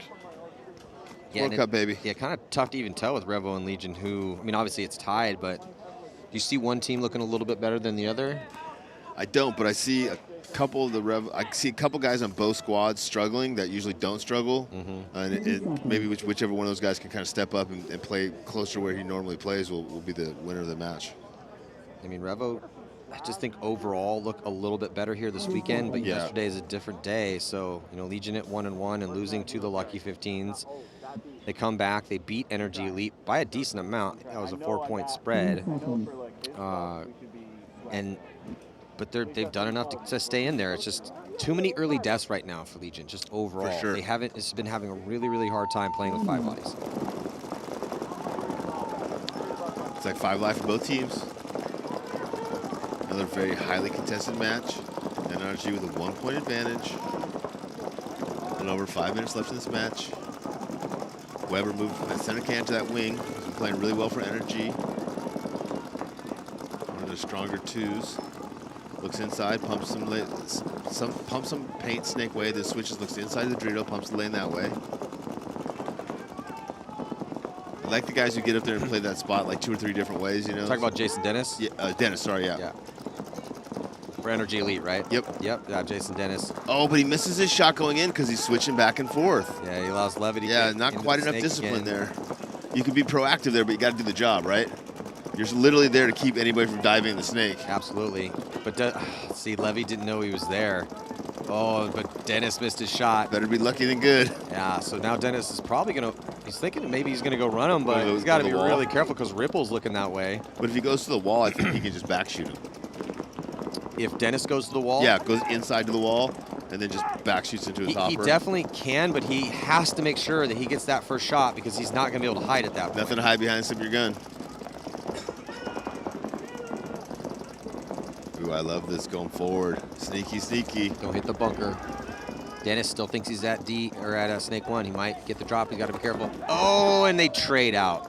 Good reaction from Dennis. Yeah. Because that was a legit trade. We've seen that guy trade a couple times now. I think you have to go past that guy, that spot. Yeah. Because that's kind of where he's expecting you to pop up if you pop up. And he's keeping his eyes that way. And he's there, but it's just that. When you're in that spot, 100%. When you're in that spot like Dennis was, your gun may be on the position you just saw, but your eyes are darting back and forth, just in case. Another move on the D side from NRG. I like the adjustments that Energy made to the game plan from yesterday. I didn't feel like they were playing the field correctly today. I feel like they're playing the field much, much better. So good on the coaching staff. Well, and they have a 1-point lead to protect, so it will be up to the Lucky 15s to push forward. And they lose Clint. Uh-oh, little yard sale for Nick Ripple. Drops his gun and loader comes off and kind of stumbles a bit. I think he also might be close to being run out of paint too. That was all bad. I don't think Nick has any bullets left on his back. Tilbury's still alive though at D2 outside, or the bags as they call them. The bags.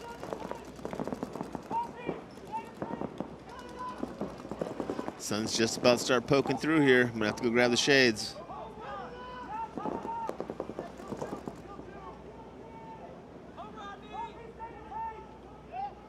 Good communication here for both squads.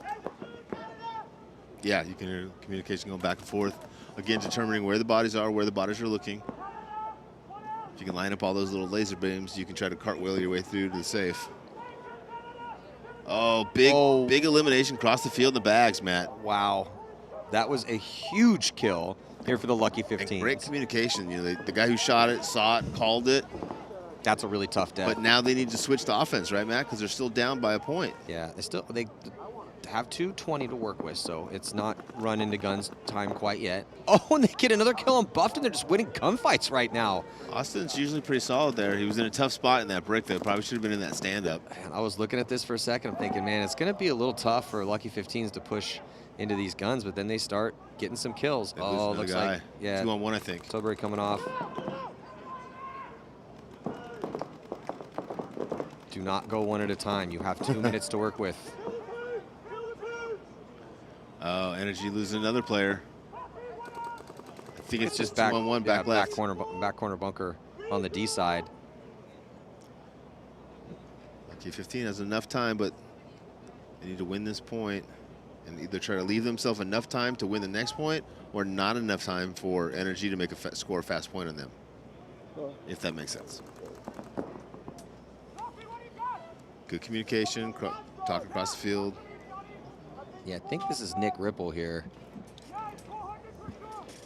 who has been playing over towards the snake side, but had to go over there and do damage control with death of 1:15 left, Matty. Death of Spencer. I think they know it's a 2-on-1 now. I think they know they're calling the 400, which I'm assuming is the judo corner. Coffee moving up into the center. Coffee's got a really big voice, man. He's a very distinctive voice. Good communicator. Down to a minute here. Got to close this 2-on-1. Oh, is he going to catch him sleeping? Wow. Oh, and he did. And wow. Alive, though. Did he get the shot in on him? And he did, and he pulls it off. He wins the 1-on-2. What a move. Who was that? Was that Weaver? I think that was Weaver. Yeah, man. I think that was Elliot Weaver. Nice move, man. Oh, man. The Lucky 15s, that's one that they're going to want back. That might have put the coffin nail here in their World Cup performance. Definitely a point that they should have won. They had a high body situation, but Weaver just caught him sleeping, man. You got to keep your head on a swivel. You have to expect at this. See, this is just the type of stuff that if the Lucky 15s want to contend at this level, it's a good learning experience. You have to expect in this pro division that when you're on a high body situation, that the guys that are on the low body situation are probably going to attack. They're going to attack you because that's the best way to win low body situations is to cap your opponent sleeping because you think you have this advantage. You do have the advantage, but only if you actually utilize that advantage. So that was just a hell of a move. Can't wait to see that replay. Hopefully we got it. Joe. Red Legion loses 1-2 on the break, Matt. That's just the problem for Legion, right? They cannot keep bodies alive. They've had so many points. They keep starting down 1 and sometimes 2. Yeah, like we're seeing right now. Dropping now. They should concede this point now. 5-on-2 situation. Yeah, good concession. Good concession. Nice job. Yeah, concede that point. Just throws Baltimore Revo the 4th point, but you're still 3:37. Yeah, could see 3 more points in that amount of time.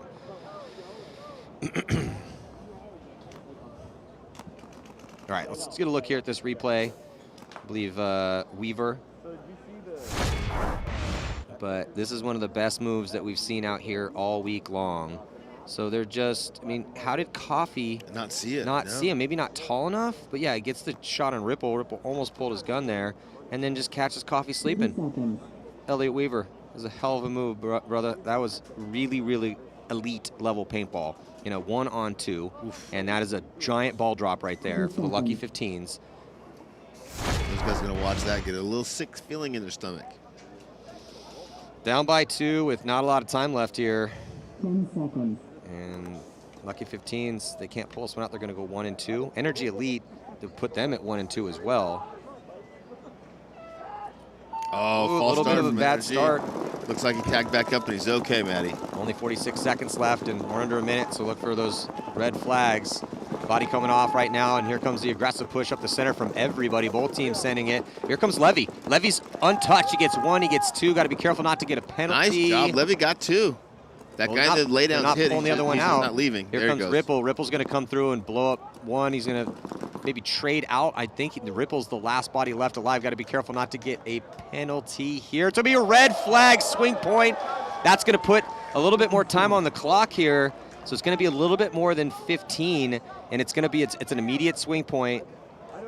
But was it That was a on, bad penalty. Hold on, but was it on energy or was it on? Energy for sure. Yeah, that's what I thought, right? He got chicken wing to turn around and shot the guy. I just want to make sure we all saw the same thing. I don't know that that's it. That's just what I saw. I'm just giving you my opinion. Yeah. You never know. We're not I'm the pretending refs. like it means something when I say it, but it doesn't really mean anything when I say it. I'm sorry, guys. So we'll see. Wait for the. So they're kind of yelling at each other, and it should be 4-3 for Lucky 15s. Get that point with probably 20. Now they're really going to hate left? those points they gave away. It's way now when better. you're lecturing them, you can say, "Hey guys, let's watch this video together, shall we?" Yeah, 100%. It's way better to take a whooping when you go home because there's so many things went wrong that you're just not isolating one specific instance. But it's very difficult when one thing you can literally point to the moment and be like, "Hey, you know where we threw World Cup away? Right threw here. World Cup away right here." What's amazing with our new camera shots from the dead zones is I was able to do the meeting last night with New York Extreme and stop the 5 spots from the overhead shot and just go for it. Like the coaches can now use it to no. We said we were going to do this. We're going to do this. You can have some guy that can be like, oh, we got to get the snake. And like, look, there's 1, 2, 3, 4 guys looking at the snake. That's not what we should be doing. And you can just actually look at it. So that shot is amazing. Thank you, Darren. Let's listen in real quick here in the pits. Lucky 15s. Spend, roundhouse the 5, beat the 10. Hey, there's Amesley. Ethan, Cleaning some balls. A little ball cleaner there. Shot of Revo. Up by 1. More time left in this one. Still Legion with 3.5 minutes to work with. Yeah, needs to survive the breakout. Sergey I think he took a bounce off his hopper. Benny Carroll able to make it out wide, so Revo not having a hard time surviving the break against Legion. Well, and Benny getting to that corner is bad for Legion because if he can just sit there, play smart paintball, and shoot his gun, he can shoot the whole middle of the Dorito side of the field. And Karslev taking the early walk again. So 4 on 5 here in favor of Revo. Oh, Malloy. Yeah, I mean, you can't, like I said, can't really fault him, but he was getting jiggy there and got caught out of the juice box. So 5 on 3 advantage here for Revo. And here comes a move up the center with Kirill, I believe. Let's see if he can. Yeah, he needs to go one more so he can get a mark. Here. But I think they're going to cancel him out. Henry Sense needs to just drop the hammer on Kirill, and that's what's going to go down. So nice move by Henry. Kirill had to die in that situation. 2 on 4 advantage here for Revo. And now Revo just needs to pump the brake ass. Just slow it down, force the concession. So another point on the board here for Revo, extending the lead a little bit, but Legion notorious in these comebacks over the years, so this one's not over yet.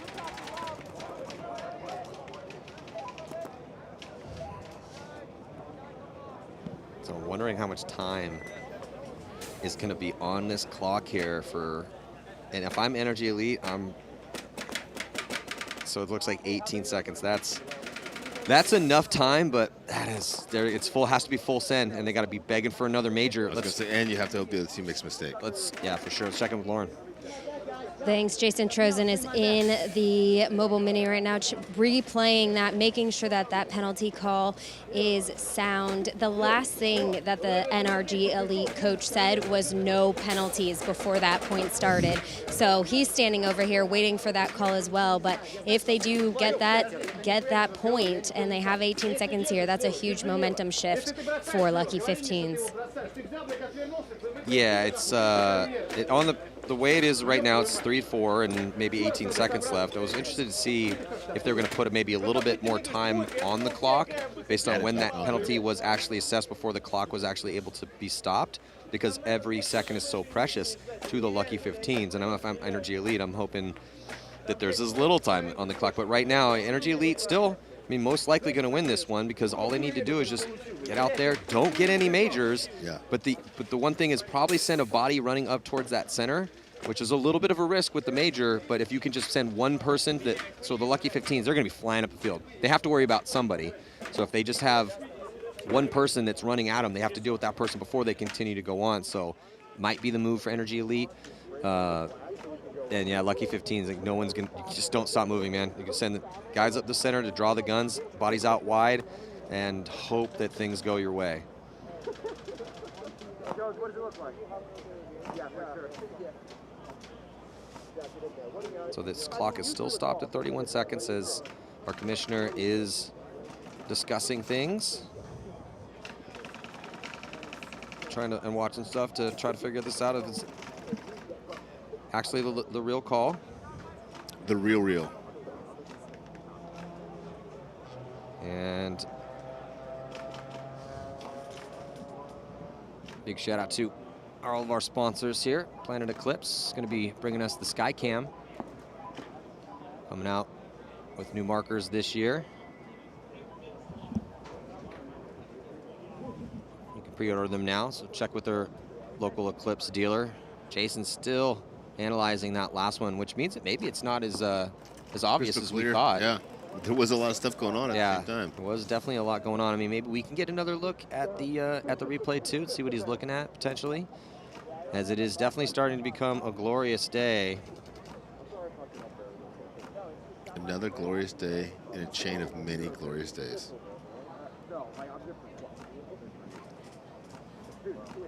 And here is the Eye in the Sky, brought to you by.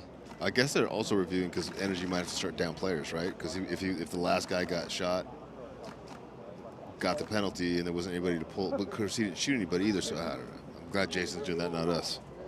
We're just up here stealing our friend's whiskey.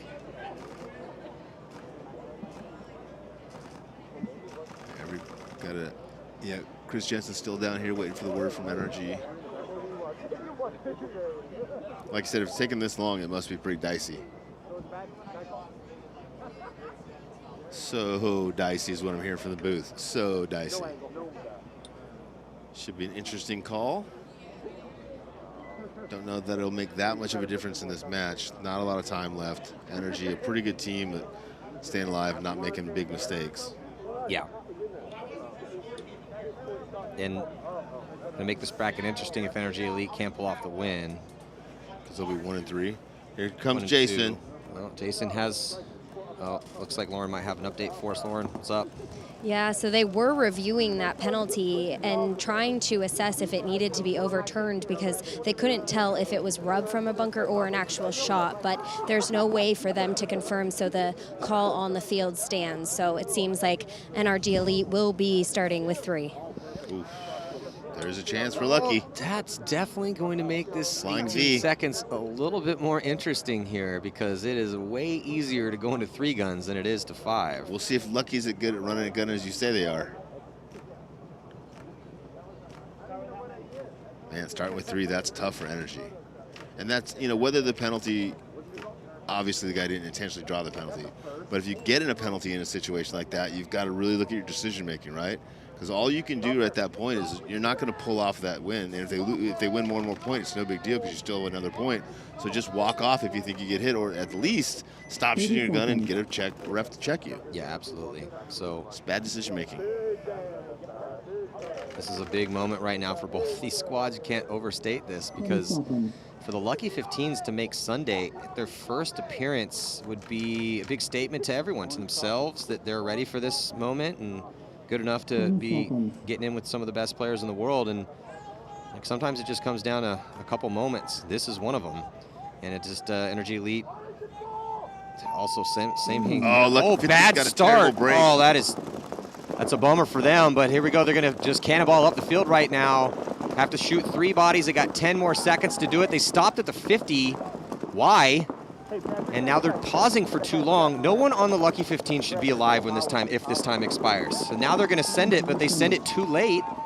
They paused way too long at that 50. Why did they do that? I like that the Lucky 15 went and bunkered him like 5 seconds after the game. That was amazing. Well, pod runners are on the field. He's over there just ta-ta-ta-ta-ta. Oh, that was good. Thank you. Thank you. I needed that.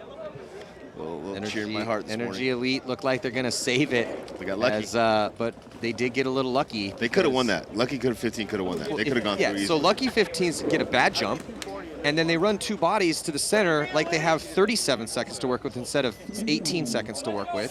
And then they wait there for burn 5 seconds, and then their excuse would probably be like, well, I was getting shot at. So run through there, get obliterated, and let your guy trail behind you, using you as a bunker so the bad to get out wide or quit? to get up the field. Anyway, it's just that you have to run those drills in practice. Yeah. Why did they stop at that 50? I have no idea. They did get a bad start, and yeah, so it's something to work on when they get home. Yeah, exactly. They're really close, man. The Lucky 15s are really close. If you guys want to fly Matt over, he will do the drills with you. If they can keep that team together, they could be something special. Both teams losing a player early, Maddie. Both teams losing a player up in the wall early, Maddie. Yeah, we keep seeing this battle, and here comes, the Legion needing 2, right? 2:28 still on this clock, and Krill Prinny over the years so good at this center attack, and he's up there untouched. He's going to cut through, stays low. Still no one's picked him up. Oh, he's going to get 1. He's going to get 2. No flags. Wait, did he get? I think he just got 1. Yep. So it's back center and the Drita corner now for Revo. But off of that, they move up on the D side, able to get all the way here, and they're going to take out this last player, so Legion is going to do it. Point there for Legion. 2 minutes left. Plenty of time for Legion to score 1 more point, tie this up. Conceivably enough time to score 2 and win it. What do you think, Matt? Yeah, absolutely. Legion, I mean, this is definitely, this game's not in the bag for Revo. Revo, they need to buckle in right now. They need to be focused. They need to remember the type of paintball that they've been playing, because remember who Legion's they are. going to be bringing it. Yes. Yeah, they just let Kirill run up the center, and then let's just listen to him real quick. Okay. On the break though, just immediately do that. Okay. Okay. When they're low, it's no good rodeo. If they're on their face, Hey, let's do that last play. I'm going in. I like that little conversation there between Velez and Benny, working out exactly where their shots are and where they're not. He's like, I need you to do this. Can't do that. All right, we'll move on. We'll do that play we did on the last side. You're Tokyo shooting snake side. Back center again. Minute 10, guys. Minute 10. No. Benny, we're bitching up. No Dowers. Okay, then give me another pause. I need a topper, loader topper. Hey, need loader paint. No, we got it. 55, guys, 55. I got it. Ready up? Come on, Rob. You're same spot back. Hey, doing that same job. Do I have help? 45. Tom Ford. It's funny to hear Tom Ford's voice after like 10 years. Like, wait a minute, I know that guy's voice. I'm like, oh, yeah, that's right.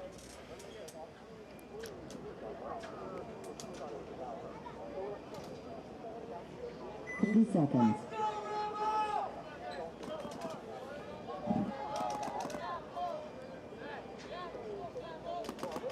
Yeah, so, 30 seconds. man, been blessed with nothing but close matches here so far this morning.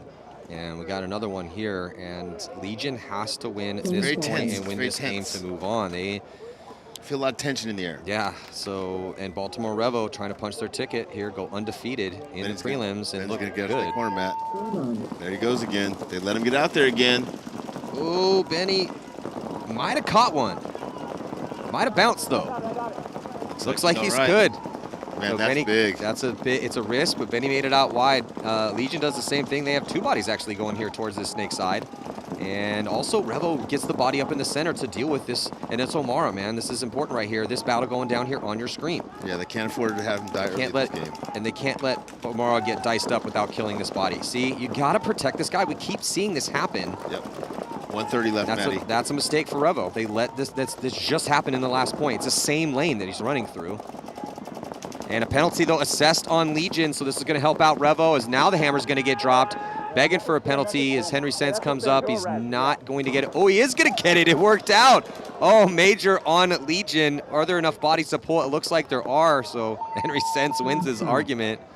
But the eye in the sky ref. Yeah, I was just going to say that came from the down. tower. Yeah. Yeah, the referee that's up in the camera tower, he's got the best look of the. He has a way. He's got our view, basically. He has a way better look. Yeah. There's nothing in his way. No. There's a billion things in our way. Yeah, why can't we sit there?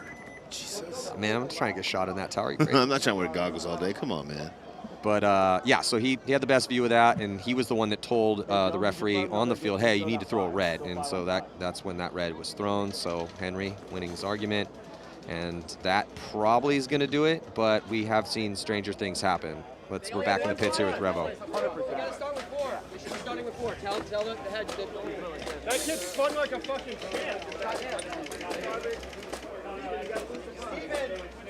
Steven, when you switched, it was too late to get your protection going. I tried to call it Chris to get your protection. Good? Hey, half a paint. Half a paint. Hey, this is a huge point. We send them home if we take 2 in by 3. Heard that? Sure. Greg's right. This is a huge point. They send him home, and they go undefeated. That's huge. Yeah. Yeah, if you can take one of the top teams, like especially the Russians, out of the finals, going forward Sunday, that's amazing. Well, Revo went, their bracket was Revo, Legion, Energy, and Lucky 15s. They go undefeated yesterday, but knowing their last game that's the toughest team in that bracket. So, yeah, they can beat them and in a war too. These are the games that try your soul to get you ready to win a tournament.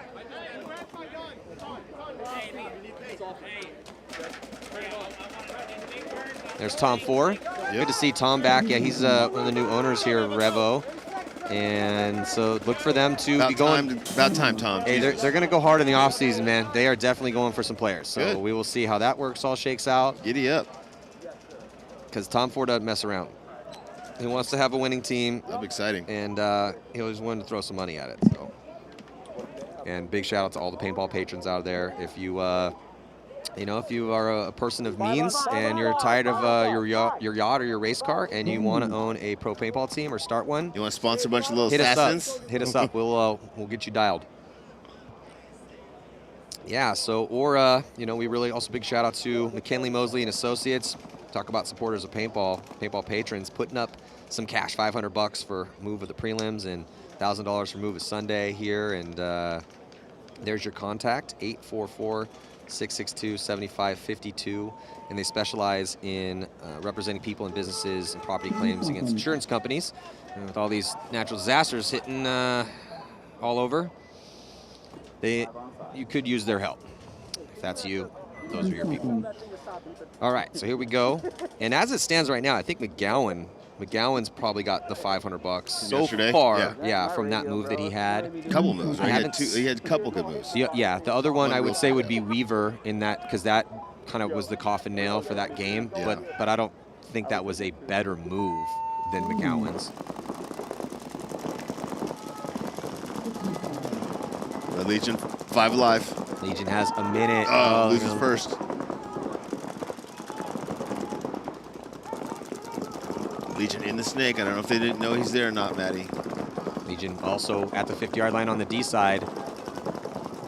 Yeah, they don't know he's here. He's probably going to do. Oh, he's having problems with this loader. Oh, Diego he could have done it. Come on, Diego. If Diego's loader was working or is going, oh my God, this is the worst case scenario for poor Diego. He had everyone. He could have shot at least 3. And just gun wasn't working. Worst case scenario. They got all but two, Matt. Oh, he comes through, stitches up 1, stitches up 2, 2-pack to close here, and then he's going to have to get checked. He looks like he might be clean, squandering a couple seconds, though, to hit that buzzer. Oh, they're chirping at each other. That's interesting, because there's only 10 seconds left, and Revo's still going to have a 2-point lead. Was it a thumbs down? Was it a thumbs down or thumbs up? Oh, yeah, and it's getting a bit chirpy out here. Oh, you gotta love it. Oh, hey. Gives him the good old, you're number one. You're number one. You're number one. Just a lot of good sportsmanship out here. Really, you can feel the vibe. Yeah, we're back in the pits here with Baltimore Revo is about to take this win. There's only 10 seconds. They're going to play it. 10 seconds, we got to play. That looks good. 10 seconds.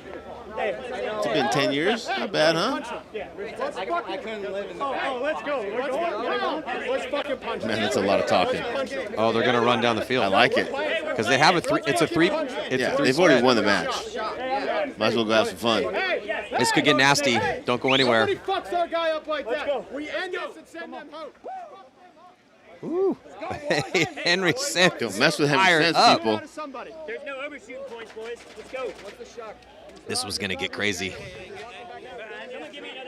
What I really like about this point is there's a lot of people that are going to get shot a lot, and it's not going to be you or me.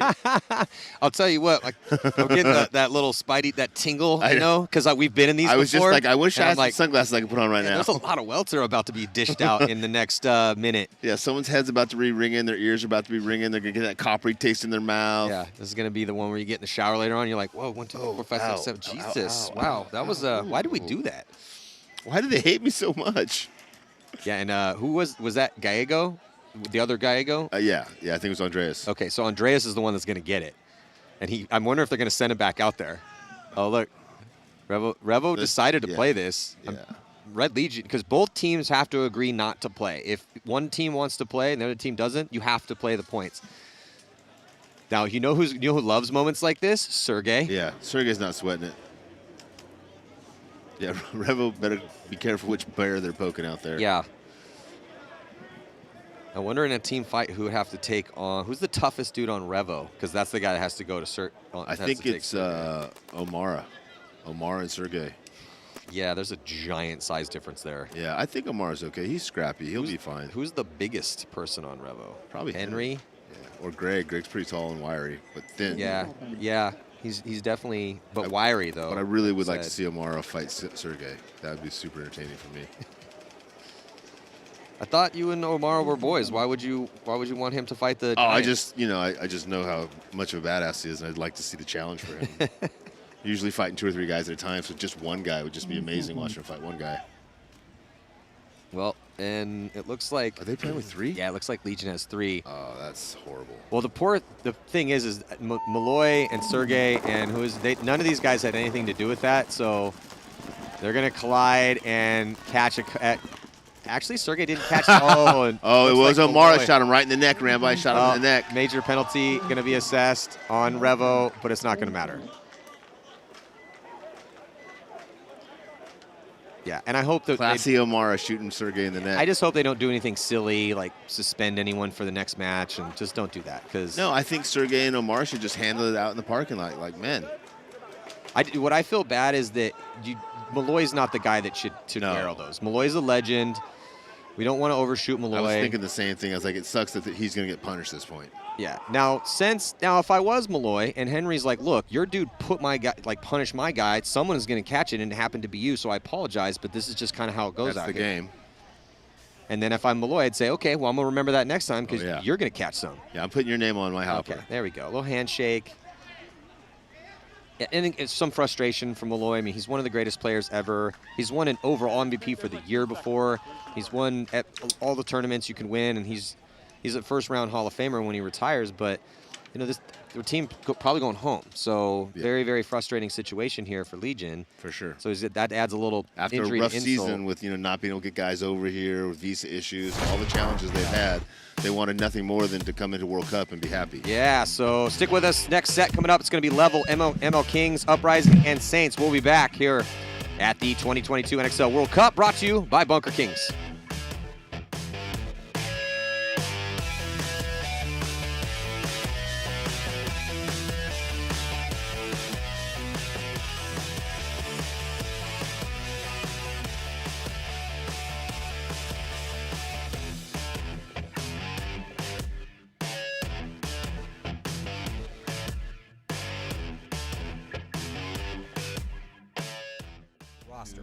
Oh, and Jacob Edwards dropped the coast-to-coast shot. First time in about 10 years. On the other hand, Edmonton Impact was able to ride a small roster to victory at the open event in Sacramento. In the final 3 games of the tournament, Impact outscored their opponents 18-1. They should be at full strength the rest of the year. That full roster is a murderer's row of all-stars. So based on what we've seen so far, these top 4 teams are the big favorites moving forward. But there have been upsets at every event. And as we go down the ranks, all of these teams have an outside chance at impressive finishes as we head towards the first Champions Cup. In 5th place, Seattle Thunder is a mixture of 2 teams trying to become one unit. They have been impressive early into this new venture, shocking the paintball world by making it to Sunday for 2 events in a row and making it into the top 4 in Sacramento. After a slow start to the year, both Baltimore Rebel and San Antonio X Factor are trending upward, with 3rd place finishes at their last events. The longtime legends LA Infamous are going in the opposite direction. After a 2nd overall last season, they haven't had the consistent offense needed to be elite. They took 12th at the last major after 2 solid performances to open the season. The next tier of teams are all in the midst of defining themselves. In 9th place, the ML Kings were becoming a mainstay on Sunday until they dropped out early at the last event in Sacramento. San Diego Aftermath has been fading after a top 4 finish at event number 1. And they need a more consistent offensive push to give them a chance at these last 2 events. Yeah, Smotroff gets shot, tries to somersault back. And that's it. Wow. That is going to do it. Columbus level knocking out the legends of Legion to move on into the semifinals. Unreal. Columbus level also started 2022 strong with the top 3 appearance, but stumbled at the next 2 events. Though they did make Sunday in Sacramento, they got completely dominated by Impact. The rookie pro squad New Orleans Hurricanes will try to summon the same game that they had at the second event in Texas, where they finished 6th and went 3-1 in the prelims. In 13th, Energy Elite has been refining their starting lineup, and they also finally cracked into the top 4 in Texas. But the other 2 events, they could only put up 2 wins out of 8 games.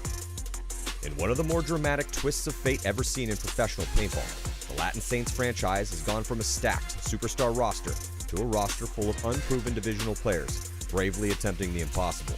They haven't won a single game since the first event, and they have been outscored by their opponents 12-47. The Los Angeles Ironmen stepped it up to the last event, and they took a heroic second place with a mostly brand new starting lineup, knocking out Dynasty and X Factor in the process. What a difference one tournament makes, as the future looks bright for the longest running pro team in the league. Seattle Uprising has quietly made 2 Sundays in a row, and so has Red Legion. The Legion has had a hard time both making events and getting their all-star starting lineup to events they can make. For them, the 2 8th place finishes at the only 2 events they've played are a disappointment. And speaking of disappointments, AC Diesel's talented roster has been grinding their gears this year, and they sit in 18th place as they have yet to make it to Sunday in 2022. And then there are the bottom 2 teams, Sacramento DMG and New York Extreme, who, though showing signs of improvement, have been struggling to win games. They have 2 more events to prove they still belong in the professional division.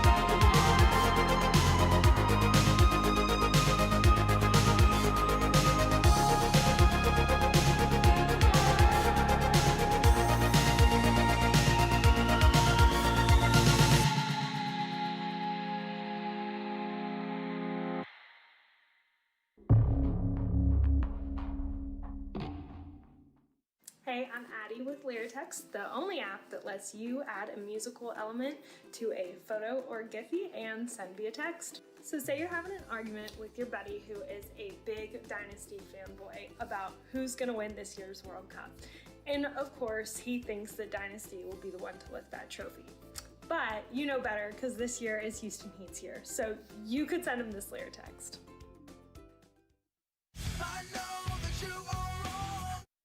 You can download Lyric in the App Store today and get our 7-day free trial just by searching Lyric. And don't forget to follow us on Instagram, TikTok, and Facebook.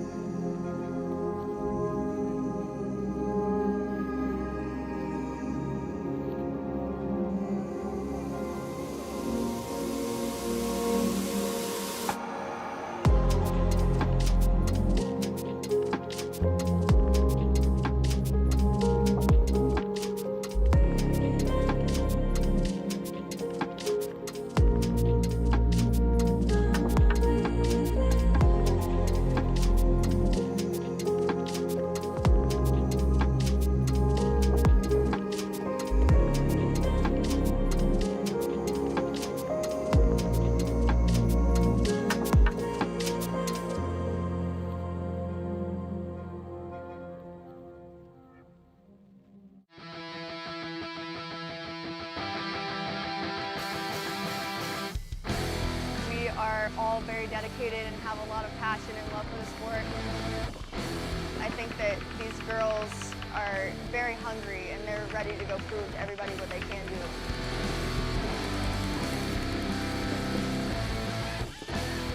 We're very, very aggressive. Be ready for us, and be ready for us to be on their side of the field.